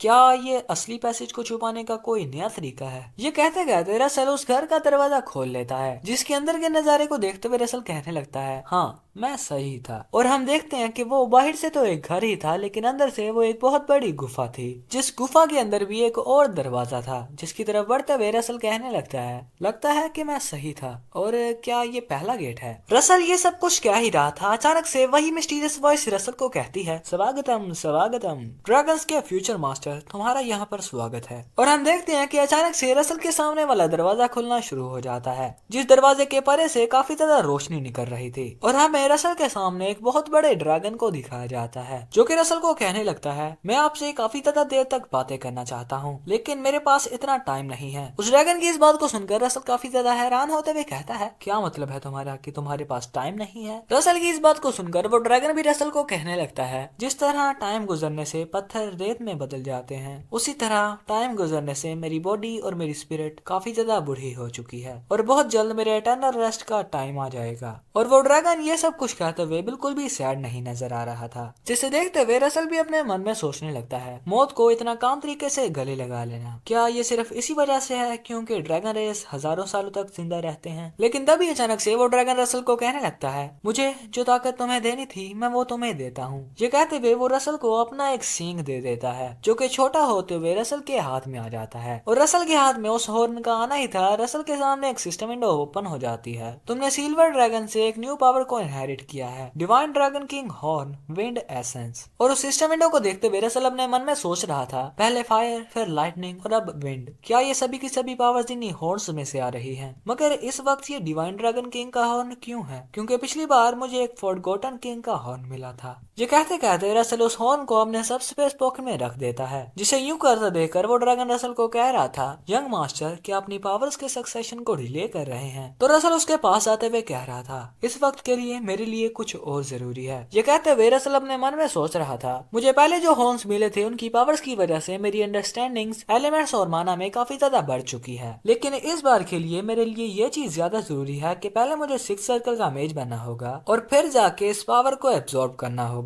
रसल अपने मन में ये सब कुछ सोच ही रहा था, लेकिन तभी अचानक से उस ड्रैगन की बॉडी के अंदर कुछ होना शुरू हो जाता है और वो ड्रैगन रसल को बता रहा था, इतनी ज्यादा ग्रेट पावर मिलने के बावजूद भी जैसे कि तुम काफी ज्यादा काम नजर आ रहे हो, तुम सच में मेरे वो मास्टर बनने के काबिल हो जिसके लिए मैंने 10,000 साल तक वेट किया। और यंग मास्टर, मैं आशा करता हूँ कि आपकी सभी विशेष पूरी हो। और उस ड्रैगन की बॉडी में ये सडन चेंजेस देखकर रसल काफी ज्यादा हैरान परेशान होते हुए उसे कहने लगता है, रुको रुको, मेरे पास अभी भी कुछ क्वेश्चंस हैं। लेकिन वो ड्रैगन की बॉडी वहां से डिसअपियर हो चुकी थी और एक एनर्जी किसी डायरेक्शन की तरफ बढ़ते हुए कहने लगती है, आल्थो मेरी बॉडी और स्पिरिट डिसअपियर हो चुकी है, लेकिन अभी तक मेरा मिशन खत्म नहीं हुआ और मैं अपनी पावर्स किसी ऐसे बच्चे के अंदर छोड़कर जाने वाला हूँ जिसकी बॉडी के अंदर मेरी ब्लड लाइन है। और उस ड्रैगन की इस बात को सुनकर रसल भी काफी ज्यादा हैरान होते हुए कहता है, एक बच्चा जिसके अंदर तुम्हारी ब्लड लाइन हो। और हमें दिखाया जाता है कि वो एनर्जी काफी ज्यादा तेजी से होते हुए अंडरवर्ल्ड सिटी में मौजूद इलो के पास आ जाती है और अचानक से वो एनर्जी इलो के हाथ में एंटर कर जाती है, बिल्कुल बिल्कुल उसी तरह जैसे रसल के हाथ में एंटर की थी।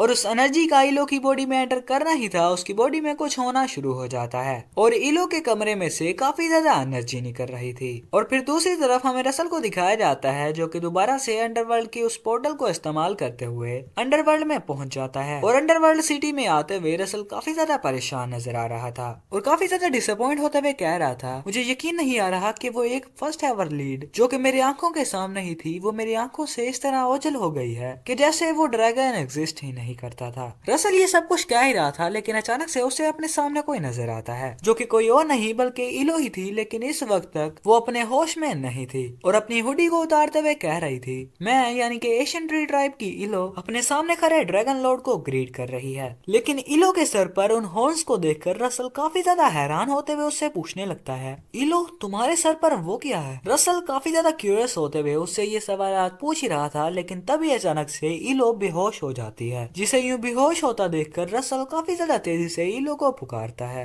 और फिर सीन शिफ्ट होकर हमें रसल के कमरे का सीन दिखाया जाता है जहाँ पर रसल इलो के पास ही बैठा हुआ था और इलो अभी तक बेहोश ही थी और अपने मन में सोच रहा था कि उस सिल्वर ड्रैगन ने जिस सक्सेसर को मेंशन किया था वो इलो होगी। और इलो को देखकर बिल्कुल भी नहीं लग रहा कि उसकी ड्रैगन पावर पूरी तरीके से अवेकन हुई है। और तभी अचानक से इलो हाँफते हुए अपनी आंखें खोलना शुरू कर देती है, जहाँ उसे अपने सामने रसल नजर आ रहा था जो कि उसकी तबीयत के बारे में उससे पूछ रहा था। और अचानक से रसल को अपने सामने देखकर इलो काफी ज्यादा हड़बड़ाहट में उठते हुए कहने लगती है, सेवियर आप यहाँ पर क्या कर रहे हैं? और इलो को खुद को सेवियर पुकारता देखकर रसल अपने मन में सोचने लगता है, इस बारे में सोचना कि ये मुझे ड्रैगन लॉर्ड नहीं बुला रही तो इसका मतलब है कि वो दोबारा से नॉर्मल हो चुकी है। रसल अपने मन में ये सब कुछ सोच ही रहा था, लेकिन तभी अचानक से उसके सामने एक सिस्टम विंडो ओपन हो जाती है, जिसे देखकर रसल भी हैरान हो चुका था। जिस सिस्टम विंडो में लिखा हुआ था कि तुम्हारे सामने जो एल्फ है वो एक सेकंड जनरेशन की ड्रैगन है जिसने अभी तक अपने मिशन को रियलाइज नहीं किया, और जिस वक्त इस एल्फ को अपने मिशन के बारे में पता चल जाएगा तो उसके बाद वो ही डिसाइड करेगी कि वो एक डिवाइन ड्रैगन के तौर पर अवेकन होना चाहती है या फिर सिर्फ एक एल्फ ही रहकर अपनी जिंदगी गुजारना चाहती है। और इस सिस्टम विंडो को देखकर रसल काफी ज्यादा सीरियस शक्ल बनाकर उस बारे में सोच रहा था और इलो जो कि रसल की तरफ देख रही थी उसे कुछ समझ नहीं आ रहा था और फिर अपने मन में सोचने लगता है, इस वक्त के लिए ये चीज इसके लिए अच्छी ही होगी। आफ्टर ऑल अगर उसे अवेकन करने के लिए फोर्स किया गया तो शायद वो ड्रैगन लॉर्ड के खिलाफ हो जाए। ये चीज काफी ज्यादा ट्रबलसम है। रसल अपने मन में ये सब कुछ सोच ही रहा था, लेकिन तभी इलो रसल से पूछने लगती है, मैं आपके कमरे में क्या कर रही हूँ? तो रसल इलो को बताने लगता है, आप वांग गेट के सामने बेहोश मिली थी तो मैं काफी ज्यादा हड़बड़ाहट में तुम्हें अपने घर ही ले आया। इलो को ये सब कुछ बताते हुए रसल अपने मन में ये भी सोच रहा था, वो सब कुछ होने के बाद भी मुझे नहीं लगता कि मुझे इसे एक्सप्लेन करने की जरूरत है। लेकिन इलो जो कि रसल का शुक्रिया अदा कर रही थी वो उसे कहने लगती है, शुक्र है कि आपने ही मुझे ढूंढ लिया, क्योंकि अगर किसी बुरे पर्सन ने मुझे उठा लिया होता तो काफी ज्यादा दिक्कत हो जानी थी। और वैसे ये चीज मेरे साथ पहले कभी नहीं हुई। क्या ये इस वजह से है कि अचानक से मेरे सर पर ये सींग हो गए हैं? और हाँ, अपनी कॉन्शियसनेस को खोने से पहले मुझे लगा था कि एक सिल्वर लाइट मेरे अंदर एंटर की है और मुझे ऐसा लग रहा है कि वो एक ड्रैगन एसेंस था जो कि मेरी बॉडी में एंटर होके मेरी ब्लड लाइन को अवेकन कर रहा था। और मुझे लगता है कि मेरे साथी मेरे लिए काफी ज्यादा चिंतित होंगे, तो मुझे काफी ज्यादा जल्दी से यहाँ से चले जाना चाहिए और होप दैट कि मुझे आपसे दोबारा मिलने का भी मौका मिले। और ये कहते हुए ये लोग काफी ज्यादा खुश नजर आ रही थी और फिर रसल को दुआ देते हुए कहने लगती है, मेरी आशा है कि पूरा फॉरेस्ट आपको ब्लेस करेगा ताकि आप अपने मकसदों में कामयाब हो सकें। और इलो की इस बातों को सुनकर रसल भी थोड़ा सा शर्मा गया था। और फिर हमें अगले दिन का सीन दिखाया जाता है जहाँ पर रसल दोबारा से अंडरवर्ल्ड में अपने रिसर्च का काम शुरू कर देता है और मार्केट में फिरते हुए रसल अपने मन में सोच रहा था, मैंने सोचा था कि ड्रैगन्स की ट्रेसेस को फाइंड करने के लिए वो 20 दिन भी काफी ज्यादा कम होंगे, लेकिन इस वक्त मुझे लग रहा है कि जितना मैंने एक्सपेक्ट किया था मैंने वो काम काफी ज्यादा जल्दी कर लिया है और मुझे इस टाइम की अपॉर्चुनिटी को लेना चाहिए। और हम देखते हैं कि रसल अपने मन में ये सब कुछ सोचते हुए उन्हीं ड्वार्फ्स की शॉप के बाहर खड़ा हुआ था, जिसके बाद हमें उसी शॉप के अंदर का सीन दिखाया जाता है जहाँ पर कुछ ड्वार्फ्स क्राफ्टिंग कर रहे थे, जहाँ पर हम रसल को भी देखते हैं जो कि उन दोनों ड्वार्फ्स के सामने खड़ा हुआ था, जहाँ उन ड्वार्फ्स में से एक के पूछने पर कि तुम्हें यहाँ पर क्या चीज ले आई ह्यूमन, तो रसल उन्हें बताने लगता है कि मैं तुम्हें कोई चीज दिखाने के लिए लाया हूँ। रसल की इस बात को सुनकर उनमें से एक ड्वार्फ कहने लगता है, तो तुम्हें किसी चीज की निशानदेही करवानी है? तो रसल अपनी सब स्पेस पॉकेट में से कुछ निकालते हुए कहने लगता है, हाँ उसी तरह का कुछ, जरा इस चीज को देखो। ये कहते हुए रसल ने अपनी सब स्पेस पॉकेट में से एक एडवांस ग्रेड का माना स्टोन निकाल लिया था, जिस माना स्टोन को देखकर एक ड्वार्फ का मुंह तो खुला का खुला ही रह जाता है। लेकिन सर मैगी उस माना स्टोन को देखकर काफी ज्यादा खुश होते हुए कहने लगते हैं, इसके अंदर कितना ज्यादा प्योर माना है। और फिर रसल बताने बताने लगता है कि इस पत्थर के बारे में ये कहना कि इस पत्थर के अंदर माना है, ये चीज गलत होगी, क्योंकि ये पत्थर ही पूरा का पूरा एक कंडेंस्ड माना है। रसल की इस बात को सुनकर सर मैगी कहने लगते हैं, जैसा कि तुमने मुझे बताया कि ये एक कंडेंस्ड माना है, लेकिन ये पत्थर मुझे एक ड्रैगोनिक हार्ट की तरह का लग रहा है। सर मैगी की इस बात ने रसल के जहन में एक सवाल खड़ा कर दिया कि सिस्टम की तरफ से मिलने वाला एडवांस ग्रेड का माना स्टोन एक ड्रैगन रेस का हार्ट कैसे हो सकता है। लेकिन वो दूसरा ड्वार्फ उस माना स्टोन को देखते हुए कह रहा था, मगर ये काफी ज्यादा अजीब है, क्योंकि इस पत्थर में से निकलने वाली माना किसी लोअर ड्रैगन रेस के ड्रैगन के हार्ट की माना से बिल्कुल भी नहीं मैच कर रहा, क्योंकि इस माना स्टोन के अंदर काफी ज्यादा प्योर माना है। और दूसरी बात कि ये हाईएस्ट स्पीशी के ड्रैगन का हार्ट भी नहीं हो सकता, क्योंकि ये माना स्टोन काफी ज्यादा छोटा है। लेकिन तभी अचानक से सर मैगी रसल को कहने लगते हैं, ओए मेरा एक काम करोगे प्लीज, इस माना स्टोन को तुम हमें उस वक्त तक दे सकते हो जब तक तुम वापस नहीं चले जाते। हम प्रॉमिस करते हैं कि हम इसका फेयर यूज करेंगे, और जब तुम वापस आओगे तो उस वक्त तुम इस माना स्टोन को हमसे ले लेना। और फिर अपने मन में ये सोचते हुए, वैसे भी मेरे कुछ आइडियाज तो थे, तो इन्हें ये चीज ना देने की मुझे कोई भी जरूरत नहीं है। अपने मन में ये सोचते सोचते रसल उन्हें कहने लगता है, हाँ आप इसे यूज कर सकते हैं। और रसल की इस बात को सुनकर वो दोनों ड्वार्फ्स खुशी से डांस करते हुए कहने लगते हैं, तुमने एक अच्छी चॉइस बनाई है, यूहू। और फिर अगले ही सीन में हमें रसल को एक दूसरे ड्वार्फ के साथ अंडरवर्ल्ड की ग्रैंड लाइब्रेरी के अंदर दिखाया जाता है, जहाँ वो ड्वार्फ रसल को कह रहा था, तुम वो पहले ह्यूमन हो जिसके बारे में मिगी ने मुझे बताया है, और तुम्हारा अंडरवर्ल्ड की ग्रैंड लाइब्रेरी में स्वागत है। और फिर रसल भी अपना इंट्रो देते हुए उससे कहने लगता है, ये अंडरग्राउंड लाइब्रेरी तो काफी ज्यादा यूनिक है। तो वो ड्वार्फ रसल को कह रहा था, हमने अपनी प्रीशियस नॉलेज को ग्रेट अर्थ के काफी ज्यादा नीचे स्टोर किया हुआ है। नॉर्मली ये चीज किसी के लिए भी अलाउ नहीं होती, लेकिन तुम्हें क्योंकि एक मास्टर ने रिकमेंड किया है तो तुम हमारी थर्ड बेसमेंट लेवल तक एंटर कर सकते हो। वो ड्वार्फ रसल को ये कहते कहते एंट्री पास पकड़ा रहा था,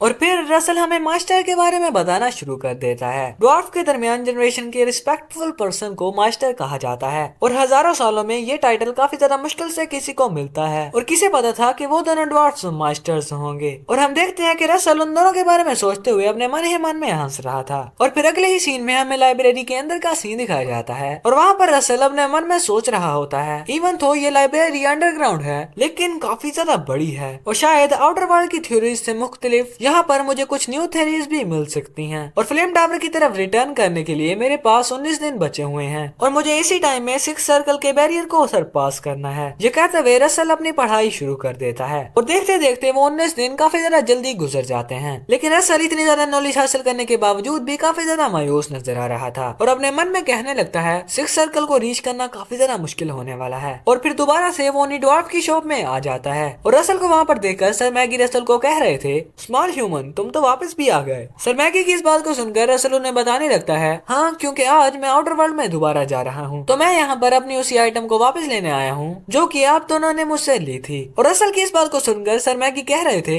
इतनी जल्दी। और इसी के साथ साथ दूसरा ड्वार्फ भी काफी ज्यादा गंदी शक्ल बनाते हुए कह रहा था, तुम यहाँ पर थोड़ी देर और क्यों नहीं रुक सकते। और उन दोनों की इन बातों को सुनकर रसल अपने मन में कहने लगता है, मुझे लगता है कि अभी तक इन दोनों ने उस माना स्टोन की कैरेक्टरिस्टिक्स को नहीं रीड किया। और रसल की तरफ से कोई भी जवाब न आता हुआ देखकर सर मैगी रसल को कहने लगते हैं, और नेस्टली मैं तुमसे माफी मांगना चाहता हूँ, क्योंकि हम उस माना स्टोन के बारे में कुछ भी पता नहीं लगा पाए। लेकिन इसी के साथ साथ दूसरा ड्वार्फ भी कहने लगता है, ऑफ कोर्स इसका मतलब ये भी नहीं कि हमने इस चीज में कोई भी प्रोग्रेस नहीं की थी। और उस माना स्टोन को दिखाते हुए कहने लगता है, इस बारे में हमें जो चीज मालूम हुई है कि ये माना स्टोन नेचुरली तौर पर नहीं बना हुआ, और ये एक आर्टिफिशियल ऑब्जेक्ट है जो कि किसी डेफिनेट पर्पस के लिए बनाया गया है। और उस माना स्टोन को अपने हाथ में लेते हुए रसल कह रहा था, तो क्या तुम्हें पता लगा कि ये किस वजह से बनाया गया है। तो वही ड्वार्फ रसल को दोबारा बताने लगता है, इस माना स्टोन के केमिकल रिएक्शन को स्टडी करके हमें पता चला है कि इस जैसी कोई सिमिलर चीज भी एग्जिस्ट करती है। और पीछे की तरफ सर मैगी जो कि किसी किताब में कुछ ढूंढ रहे थे, वो आगे आते हुए रसल को उस बुक को पढ़ने को बताते हुए कहने लगते हैं, जैसे जैसे तुम इस पेज को पढ़ोगे तो तुम हमारी बात पर ध्यान करना। और फिर आगे कहने लगते हैं कि इस बुक के कंटेंट पर बेस हमने कुछ गैसेस बनाए हैं। हमें लगता है कि ये माना स्टोन मैग्नम ओपस से बनाया गया है, जो कि ब्रेकिंग, डिल्यूटिंग और दूसरी चीजों को मिलाकर बनाया जाता है। और उस बुक को पढ़ते हुए रसल अपने मन में कहने लगता है, मैग्नम ओपस, जिसे कि अल्केमी में मास्टरपीस माना जाता है। और फिर उस माना स्टोन को देखते हुए रसल अपने मन में सोचने लगता है, इन दोनों का ये यकीन है कि माना स्टोन की वैल्यू फिलोसोफर स्टोन जितनी हो सकती है। रसल अपने मन में ये सब कुछ सोच ही रहा था, लेकिन फिर से सर मैगी उसे कहने लगते हैं, हम तो चाहते थे हम इस बारे में जान सके कि इस माना स्टोन को किन मटेरियल्स के साथ मिलाकर बनाया गया है। मगर जितने दिन तुमने हमें ये चीज दी थी, जितना हमने इस बारे में जाना हमने तुम्हें बता दिया, और बाकी चीजों के लिए हम आपसे माफी मांगते हैं। तो रसल भी हंसते हुए उन्हें कहने लगता है, नहीं नहीं, ऐसी कोई बात नहीं है। वैसे आप दोनों का बहुत बहुत शुक्रिया, और सिर्फ तुम दोनों ही की वजह से मुझे मालूम हुआ है कि अंडरवर्ल्ड कितना ज्यादा अमेजिंग है। रसल की इन बातों को सुनते हुए वो दोनों ड्वार्फ खुश हो जाते हैं और रसल को दोबारा भी अंडरवर्ल्ड आने की दावत देते हैं। और फिर अगले ही सीन में हमें रसल को उसी वार्म गेट की तरफ बढ़ते हुए दिखाया जाता है, जहाँ रसल अपने मन में सोच रहा था, इस सिचुएशन से मुझे मालूम हुआ है कि माना स्टोन जिन मटेरियल से मिलकर बनाया गया है उनमें शायद ड्रैगोनिक हार्ट भी कुछ हो सकता है। और ड्रैगोनिक हार्ट, हाँ, अगर दूसरे मैचेस ने इस बारे में सुन लिया तो वो काफी ज्यादा शॉक हो जाएंगे। और हम देखते हैं कि इतने में रसल उस ट्रैप गेट के काफी ज्यादा करीब पहुंच गया था और फिर पीछे की तरफ देखते हुए कहने लगता है, क्या अल्सन अभी तक वापस नहीं आया? रसल पीछे की तरफ देख के ये सब कुछ कह ही रहा था, लेकिन तभी पीछे से उसे कुछ आवाज आती है, यो रसल तुम यहाँ पर जल्दी ही आ गए। तो रसल उस आवाज की तरफ मुड़ते हुए कहने लगता है, अल्सन तुम वापस आ गए क्या? लेकिन ब्रदर अल्सन तो किसी और ही पोज में खड़े हुए थे। और ब्रदर अल्सन को देखकर जिसकी की बॉडी चमक रही थी, रसल उनसे पूछने लगता है, अल्सन तुमने अपनी बॉडी पे क्या लगाया है जो ये इतनी ज्यादा चमक रही है? तो ब्रदर अल्सन जो कि अपनी बॉडी का शो ऑफ कर रहे थे, रसल को बताने लगते हैं, ये वही ऑयल है जो कि ड्वार्फ्स की मसल स्ट्रेंथ के पीछे का बहुत बड़ा राज है, और मैंने इस ऑयल को ह्यूमंस के लिए मॉडिफाई कर लिया है, और अब ह्यूमंस भी इसे लगाकर ड्वार्फ्स की तरह पावरफुल बन जाएंगे। और फिर काफी ज्यादा पुरजोश होते हुए रसल को कहने लगते हैं, और इसी के साथ साथ मैंने ये तेल तुम्हारे लिए भी बचा कर रखा है, तो तुम भी इसे अपनी बॉडी पर यूज करना। और ब्रदर अल्सन की इन बातों को सुनकर रसल हंसना शुरू कर देता है। और फिर हम देखते हैं कि वो दोनों उस रैप गेट का इस्तेमाल करते हुए वहां से बाहर आ गए थे, जहां ब्रदर अल्सन रसल से पूछने लगते हैं, तुम काफी ज्यादा परेशान नजर आ रहे हो, क्या तुम्हारी रिसर्च अच्छी नहीं गई? तो रसल ब्रदर अल्सन को बताने लगता है, नहीं वो बात नहीं है, बल्कि ये तो उसके उल्टा है, क्योंकि यहाँ पर मैं जिस बारे में पता लगाने आया था मुझे इस बारे में पता तो लग गया है, लेकिन रसल की इस बात को सुनकर ब्रदर अल्सन उससे पूछने लगते हैं, तो फिर क्या चीज है जो कि तुम्हें बोदर कर रही है? क्या वो सिक्स सर्कल मेज बनने की वो वॉल तो नहीं है? क्या यही बात है? और ब्रदर अल्सन की इस बात को सुनकर रसल चलते चलते रुक जाता है और फिर काफी ज्यादा मायूस होते हुए कहने लगता है, हाँ मैंने काफी ज्यादा कोशिश की, लेकिन मैं अभी तक उस वॉल को क्रॉस नहीं कर पा रहा, ये काफी ज्यादा फ्रस्ट्रेटिंग है। और रसल की इस बात को सुनकर ब्रदर अल्सन अपने मन में सोचने लगते हैं, ये कहा जाता है कि सैकड़ों मेजिस के लिए सैकड़ों डिफरेंट एनलाइटमेंट्स होती हैं, और इस चीज से हमें पता लगता है कि मैटर ऑफ एनलाइटमेंट काफी ज्यादा डेलिकेट होता है। आम अल्फाजों में यहाँ पर किसी की एडवाइस काम नहीं आती, तो ये एक अनराइटन रूल है कि इस मामले में अगर कोई इंटरफेयर ना ही करे तो सही होता है। ब्रदर अल्सन अपने मन में ये सोचते सोचते काफी ज्यादा सीरियस नजर आ रहे थे और फिर दोबारा से अपने मन में कहने लगते हैं, मगर कुछ बेसिक एडवाइस ठीक होगी। अपने मन में ये कहते हुए ब्रदर अल्सन रसल को आवाज लगाते हैं और उससे आगे जो कहते हैं उस मांगा को पढ़ते हुए मेरी हंसी छूट गई थी। ब्रदर अल्सन रसल को कहने लगते हैं, क्या मैंने तुम्हें कभी बताया है कि मैंने कभी 1500 पाउंड के वेट को लिफ्ट किया था? तो रसल भी काफी ज्यादा अजीब सी शक्ल बनाकर कहने लगता है, नहीं ये तो तुमने मुझे पहली बार बताया है। लेकिन इन बोंगियों को छोड़ते हुए ब्रदर अल्सन आगे आते हुए रसल को बताने लगते हैं, हालांकि शुरू में मैं उस वेट को काफी आसानी से नहीं उठा पाता था, मगर मेरी काफी ज्यादा कांस्टेंट एफर्ट के बाद एक दिन मैं उस काम को करने के काबिल हो गया था।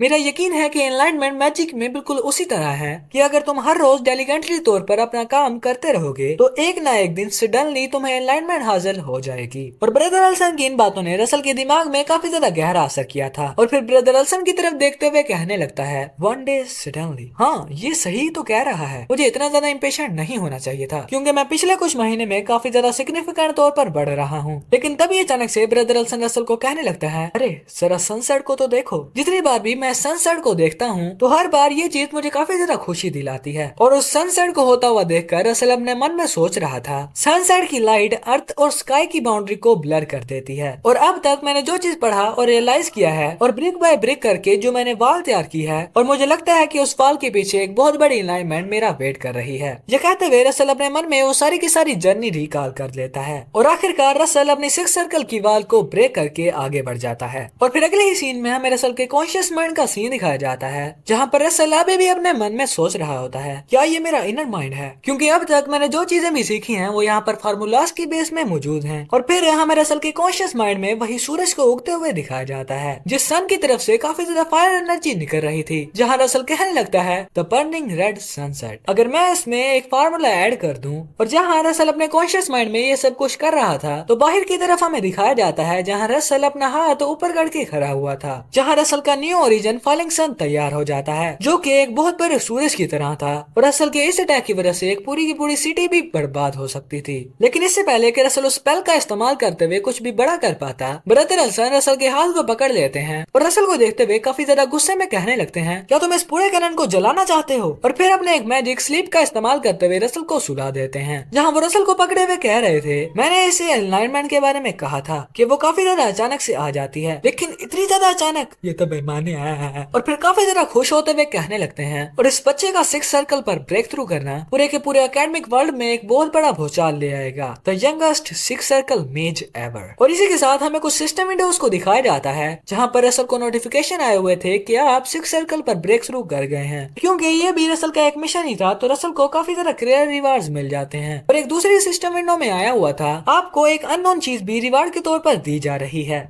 जिसके बाद हमें फ्लेम टावर की तरफ का सीन दिखाया जाता है, जहाँ पर रसल अपने हाथ की तरफ देखते हुए उसी इंसिडेंट को याद कर रहा था जिस वक्त उसने सिक्स सर्कल पर ब्रेक थ्रू किया था और तकरीबन रेड कैनन को अपने उस बहुत बड़े फायर बॉल से उड़ाने वाला था। लेकिन इस चीज को याद कर करके कि वो एक सिक्स सर्कल का मेज बन गया है, रसल काफी ज्यादा मुस्कुरा रहा था और फिर अचानक से अपनी ही माना को फील करते हुए अपने मन में कहने लगता है, मेरी वेज में बहती हुई उस माना की फीलिंग्स उस वक्त से काफी ज्यादा मुख्तलिफ है कि जब मैं एक फिफ्थ सर्कल का मेज था। और इसी के साथ साथ ये कहते हुए अपने मन में उसी सिस्टम विंडो को याद करते हुए जिसमें उसे एक अननोन चीज रिवार्ड में मिली थी, रसल फिर से अपने मन में कहने लगता है, एक सिक्स सर्कल का मेज बनने की वजह से सिस्टम की तरफ से दिए जाने वाला additional reward second golden mask था। अपने मन में ये कहते कहते रसल ने उसी गोल्डन मास्क को निकाल लिया था, जिसे हाथ में लेते हुए रसल अपने उसी गोल्डन लुक को याद करने लगता है जो कि सीजन 1 के लास्ट पार्ट में हमने देखा था। और फिर से अपने मन में कहने लगता है कि पिछले वाले मास्क से उल्टा ये वाला मास्क एक डीबफ इम्यूनिटी आर्टिफैक्ट है, जो कि कर्स डिफेंस के लिए स्पेशलाइज्ड होते हैं। और फिर उस मास्क को अपनी सबस्पेस पॉकेट में रखते हुए अपने मन में कहने लगता है, ये पेगांस की सोर्सरी को रेजिस्ट करने के लिए मेरे काम आएगा। और फिर अचानक से वहाँ पर मास्टर जारिया आते हुए कहने लगती हैं, हेलो छोटू, तुम वापस आ गए, अंडरवर्ल्ड कैसा था? मास्टर जारिया ये सब कुछ कह ही रही थी, लेकिन जैसे ही रसल की तरफ देखती हैं तो काफी ज्यादा हैरान हो जाती हैं और काफी ज्यादा हैरानी से रसल को कह रही थी, क्या तुमने सिक्स सर्कल पर ब्रेक थ्रू कर लिया? तो रसल मुस्कुराते हुए कह रहा था, हा, अंडरवर्ल्ड की रिसर्च काफी ज्यादा मजेदार थी। रसल की इस बात को सुनकर मास्टर जारिया उसकी तरफ बढ़ते हुए अपने मन में कहने लगती हैं, इसे फिफ्थ सर्कल को पूरी तरह से मास्टर किए हुए कुछ आधा साल ही गुजरा होगा। मैंने इस बच्चे के टैलेंट को काफी ज्यादा अंडर एस्टिमेट किया है, क्योंकि मैंने सोचा था कि इसे सिक्स सर्कल पर ब्रेक थ्रू करने के लिए काफी ज्यादा टाइम लगेगा, लेकिन इसने तो अपनी सारी हदें पार कर दी हैं। मुझे तुम पर काफी ज्यादा गर्व है रसल। और फिर रसल का हाथ पकड़ते हुए कहने लगती हैं, जैसा कि मेरे डिसाइबल से एक्सपेक्टेड था, तुम काफी ज्यादा कमाल के हो रसल। और अपनी इस तारीफ को सुनकर रसल मास्टर जारिया को कहने लगता है, मैं इसी तरह के कारनामे करके आपको फख्र करने पर मजबूर करता रहूंगा। लेकिन मास्टर जारिया स्पिरिट टावर मास्टर के बारे में सोचते हुए अपने मन में कहने लगती हैं, मैं काफी ज्यादा हैरान हूँ कि जब उस ओल्ड मैन को इस बारे में पता चलेगा तो वो कितना ज्यादा गुस्सा होगा। लेकिन अचानक से रसल की फेस के पास अपनी एक फिंगर लाते हुए कह रही थी, ऑलराइट देन, चलो ये टाइम है अपने रिमार्केबल यंगेस्ट डिसाइबल की स्किल्स को देखने का। ये कहते हुए मास्टर जारिया एक टेलीपोर्टेशन मैजिक का इस्तेमाल करती हैं और रसल को फ्लेम टावर के अंडरग्राउंड अरीना में ले आई थी, जहाँ आकर रसल एक्सपीडिशन साइड के इंसिडेंट की पहली वाली ट्रेनिंग को याद करते हुए कहने लगता है, यहाँ आकर एक्सपीडिशन के पुराने वाले दिनों की याद ताजा हो गई और उस वक्त तक मेरे लिए एक जायंट को फेस करना काफी ज्यादा मुश्किल था। रसल की इस बात को सुनकर मास्टर जारिया अपनी पावर्स को अनलिश करते हुए कह रही थी, उस वक्त यानी कि उस वक्त तुम्हारे लिए मुश्किल था। तुम्हारे कहने का मतलब है कि इस वक्त उनसे फाइट करना तुम्हारे लिए काफी ज्यादा आसान होगा, यही ना? अगर ऐसा ही है तो क्यों ना इस टेस्ट की डिफिकल्टी को बढ़ाया जाए और तुम्हारे मैच के लेवल तक कर दिया जाए। ये कहते हुए मास्टर जारिया अपने ओरिजिन फायरवुड ड्वार्फ्स को इस्तेमाल करती हैं, जिसकी वजह से पूरे अरीना में फायर ही फायर फैल गई थी। और मास्टर जारिया की इन बातों को सुनकर रसल उन्हें कह रहा था, अरे नहीं नहीं, मेरी बातों का ये मतलब नहीं था। लेकिन इस वक्त तक रसल को बहुत सारे ड्वार्फ्स ने घेर लिया था, जिनकी क्वांटिटी को देखते हुए रसल अपने मन में कह रहा था, यहाँ पर तो काफी ज्यादा हैं। यानी कि मास्टर जारिया ने एक ही बार में कुछ सैकड़ों ड्वार्फ्स को समन कर लिया है। और रसल को इतना ज्यादा शौक होता हुआ देखकर मास्टर जारिया फिर से कहने लगती हैं, क्या तुम इतनी जल्दी शौक भी हो जाओगे रसल? ये कहते हुए मास्टर जारिया अपनी सेकंड ओरिजिनलिटी ट्रांसफॉर्मेशन को इस्तेमाल करती हैं और पहले जो ड्वार्फ्स काफी ज्यादा छोटे छोटे नजर आ रहे थे वो फायर गोलम में बदल जाते हैं और हर तरफ हमें फायर ही फायर को दिखाया जाता है और वो सभी जायंट फायर गोलम रसल की तरफ अपनी पावरफुल माना को इमिट कर रहे थे। जिस माना को ब्लॉक करते हुए रसल अपने मन में सोच रहा था, अगर वो इतना ज्यादा आगे जा रही हैं तो इसका मतलब है कि उनका स्ट्रेट पॉइंट मेरा टच लेना है। अगर ऐसा है, अपने मन में ये कहते कहते रसल अपने हाथ में फायर इकट्ठा करना शुरू कर देता है, जिसे यूं करता देखकर मास्टर जारिया के मुंह पर भी एक स्माइल आ गई थी और हम देखते हैं कि रसल ने एक बहुत बड़ी फायर वॉल बना ली थी और रसल के स्पेल को देखकर मास्टर जारिया काफी ज्यादा खुश होते हुए कह रही थी, एक ग्रैंड वॉरफेयर स्पेल। और फिर मास्टर जारिया की तरफ देखकर हंसते हुए अपने मन में कहने लगता है, मास्टर जारिया ये है मेरी इनलाइटमेंट। और ये कहते हुए रसल ने उस बहुत बड़ी फायर बॉल को उन्हीं फायर गोलम्स की तरफ लॉन्च कर दिया था और ये थी रसल की सिक्स सर्कल की ओरिजिनलिटी, फॉलिंग सन। और रसल के उस स्पेल की वजह से वहां पर मौजूद सभी के सभी ड्वार्फ्स और फायर गोलम्स मिट जाते हैं, यानी कि खत्म हो जाते हैं। और अपने अटैक की वजह से वहां पर फैली हुई उस डिस्ट्रक्शन को देखकर रसल अपने मन में सोचने लगता है, मेरे उस स्पेल की डिस्ट्रक्शन पावर काफी ज्यादा स्ट्रॉन्ग है, तो अगली बार जब मैं उसे इस्तेमाल करूंगा तो अपने एलाइज का भी ध्यान रखना होगा। और फिर मास्टर जारिया रसल के पास आते हुए कह रही थी, अब मुझे कोई शक नहीं है कि तुमने इतनी जल्दी कैसे अपने सिक्स सर्कल को सरपास कर लिया, तो तुम मेंटल प्रोजेक्शन बनाने में कामयाब हो चुके हो, तो तुम्हारे माइंड में क्या है? जिस पर रसल उन्हें बताने लगता है, अ बर्निंग सनसेट। रसल की इस बात को सुनकर मास्टर जारिया ये कहते हुए एक सनसेट अपने मन में कहने लगती हैं, मेंटल प्रोजेक्शन किसी मेज के लिए पूरी लाइफ टाइम अपॉर्चुनिटी में सिर्फ एक बार आता है। और इसी के साथ साथ रसल ने अभी जो मुझे दिखाया वो एक अनफिनिश्ड स्पेल था, जिसमें अभी भी कुछ इंप्रूवमेंट्स बाकी हैं। और उस वक्त क्या होगा जब रसल इस स्पेल को पूरा कर लेगा? अपने मन में ये सोचते सोचते मास्टर जारिया मुस्कुरा रही थी और फिर से मुस्कुराते हुए अपने मन में कहने लगती हैं, अपने डिसाइबल की इस ग्रोथ को देखकर मुझे यकीन है कि आने वाले कुछ साल मेरे लिए काफी ज्यादा इंटरटेनिंग होंगे। और मास्टर जारिया को यूं हंसता हुआ देखकर रसल को कुछ समझ नहीं आ रही थी। और फिर सीन शिफ्ट होता है और हमें रसल के कमरे का सीन दिखाया जाता है जहाँ पर रसल बैठे हुए मेडिटेशन कर रहा था और फिर मास्टर जारिया की कुछ बातों को याद करने लगता है, जहाँ मास्टर जारिया रसल को कह रही थी, कास्टिंग स्पीड, पावर और रेयरिटी, एक ओरिजिनल मेज के तौर पर तुम इन सभी चीजों में पास हो चुके हो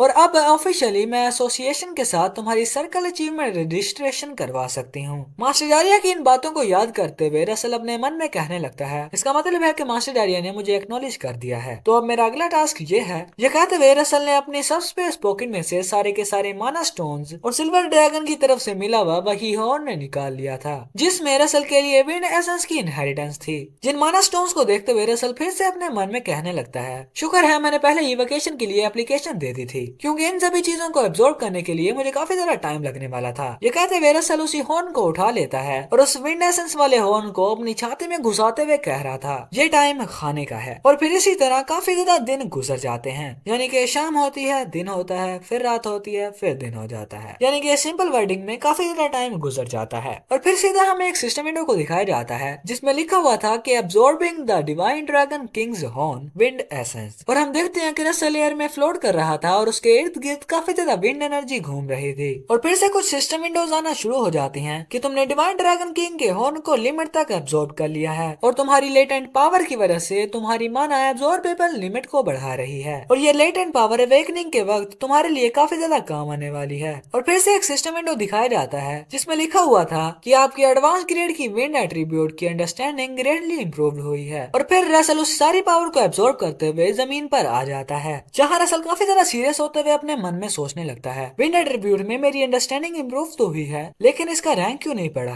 क्या ये इस वजह से है कि मेरी अंडरस्टैंडिंग विंड एट्रीब्यूट में पहले ही इतनी है? और शायद क्योंकि ये विंड एट्रीब्यूट था इस वजह से मेरी बॉडी काफी ज्यादा हल्की महसूस हो रही है। ये कहते हुए रसल अपने सामने की तरफ एक पंच हिट करता है और अपने पंच की पावर को देखकर रसल काफी ज्यादा शॉक होते हुए अपने मन में सोच रहा था, सिर्फ एक हल्के से स्विंग की वजह से मेरी इतनी ज्यादा पावर निकल रही है। अगर मैंने ओवरलोड और विजार्ड बॉडी टेक्निक की वजह से अपनी बॉडी को और भी ज्यादा स्ट्रेंथन कर लिया तो मैं काफी ज्यादा आसानी से एक सेकंड ग्रेड के नाइट को बिना किसी मैजिक के हरा सकता हूँ। रसल अपने मन में ये सब कुछ सोच ही रहा था, लेकिन तभी अचानक से बाहर से आवाज आती है, रसल तुम्हें एक विजिटर रिक्वेस्ट आया है। जिसे सुनकर रसल काफी ज्यादा खुश होते हुए अपने मन में कहने लगता है, a visit request after external trip, क्या ये वो हो सकती है? और फिर हमें एक आलीशान कमरे का सीन दिखाया जाता है जहाँ पर कोई कह रहा था, तुम इस बार अंडरवर्ल्ड गए थे ना? तो रसल जो कि उसी कमरे में बैठा हुआ था वो अपने सामने वाले पर्सन को कहने लगता है, हाँ ऐसा ही है। जिस पर रसल के सामने वाली लेडी कहने लगती है, मैं काफी ज्यादा क्यूरियस थी कि तुमने वहाँ पर कौन कौन से एडवेंचर किए और क्योंकि ये मुझसे नहीं रहा जा रहा था तो मैं काफी ज्यादा जल्दी से यहाँ पर आ गई। होप दैट मेरा ये बिहेवियर आपको रूड नहीं लगा होगा। उस पर्सन की ये वाली बात सुनकर रसल काफी ज्यादा खुश होते मुस्कुराते हुए कह रहा था, हाँ हाँ, आप मुझसे पूछ सकती हैं उन सभी सैकड़ों केव्स के बारे में, अंडरवर्ल्ड के कल्चर के बारे में, वहाँ के वेपन्स के बारे में या फिर ड्रॉप्स के बारे में। रसल ये सब कुछ कह ही रहा था, लेकिन तभी अचानक से फिर से वो पर्सन कहता है, नहीं नहीं, सबसे पहले मैं तुम्हें कुछ और कहना चाहती हूँ। उस पर्सन का ये कहना ही था। रसल कुछ ऐसा देखता है जिसे देखकर वो काफी ज्यादा हैरान हो गया था,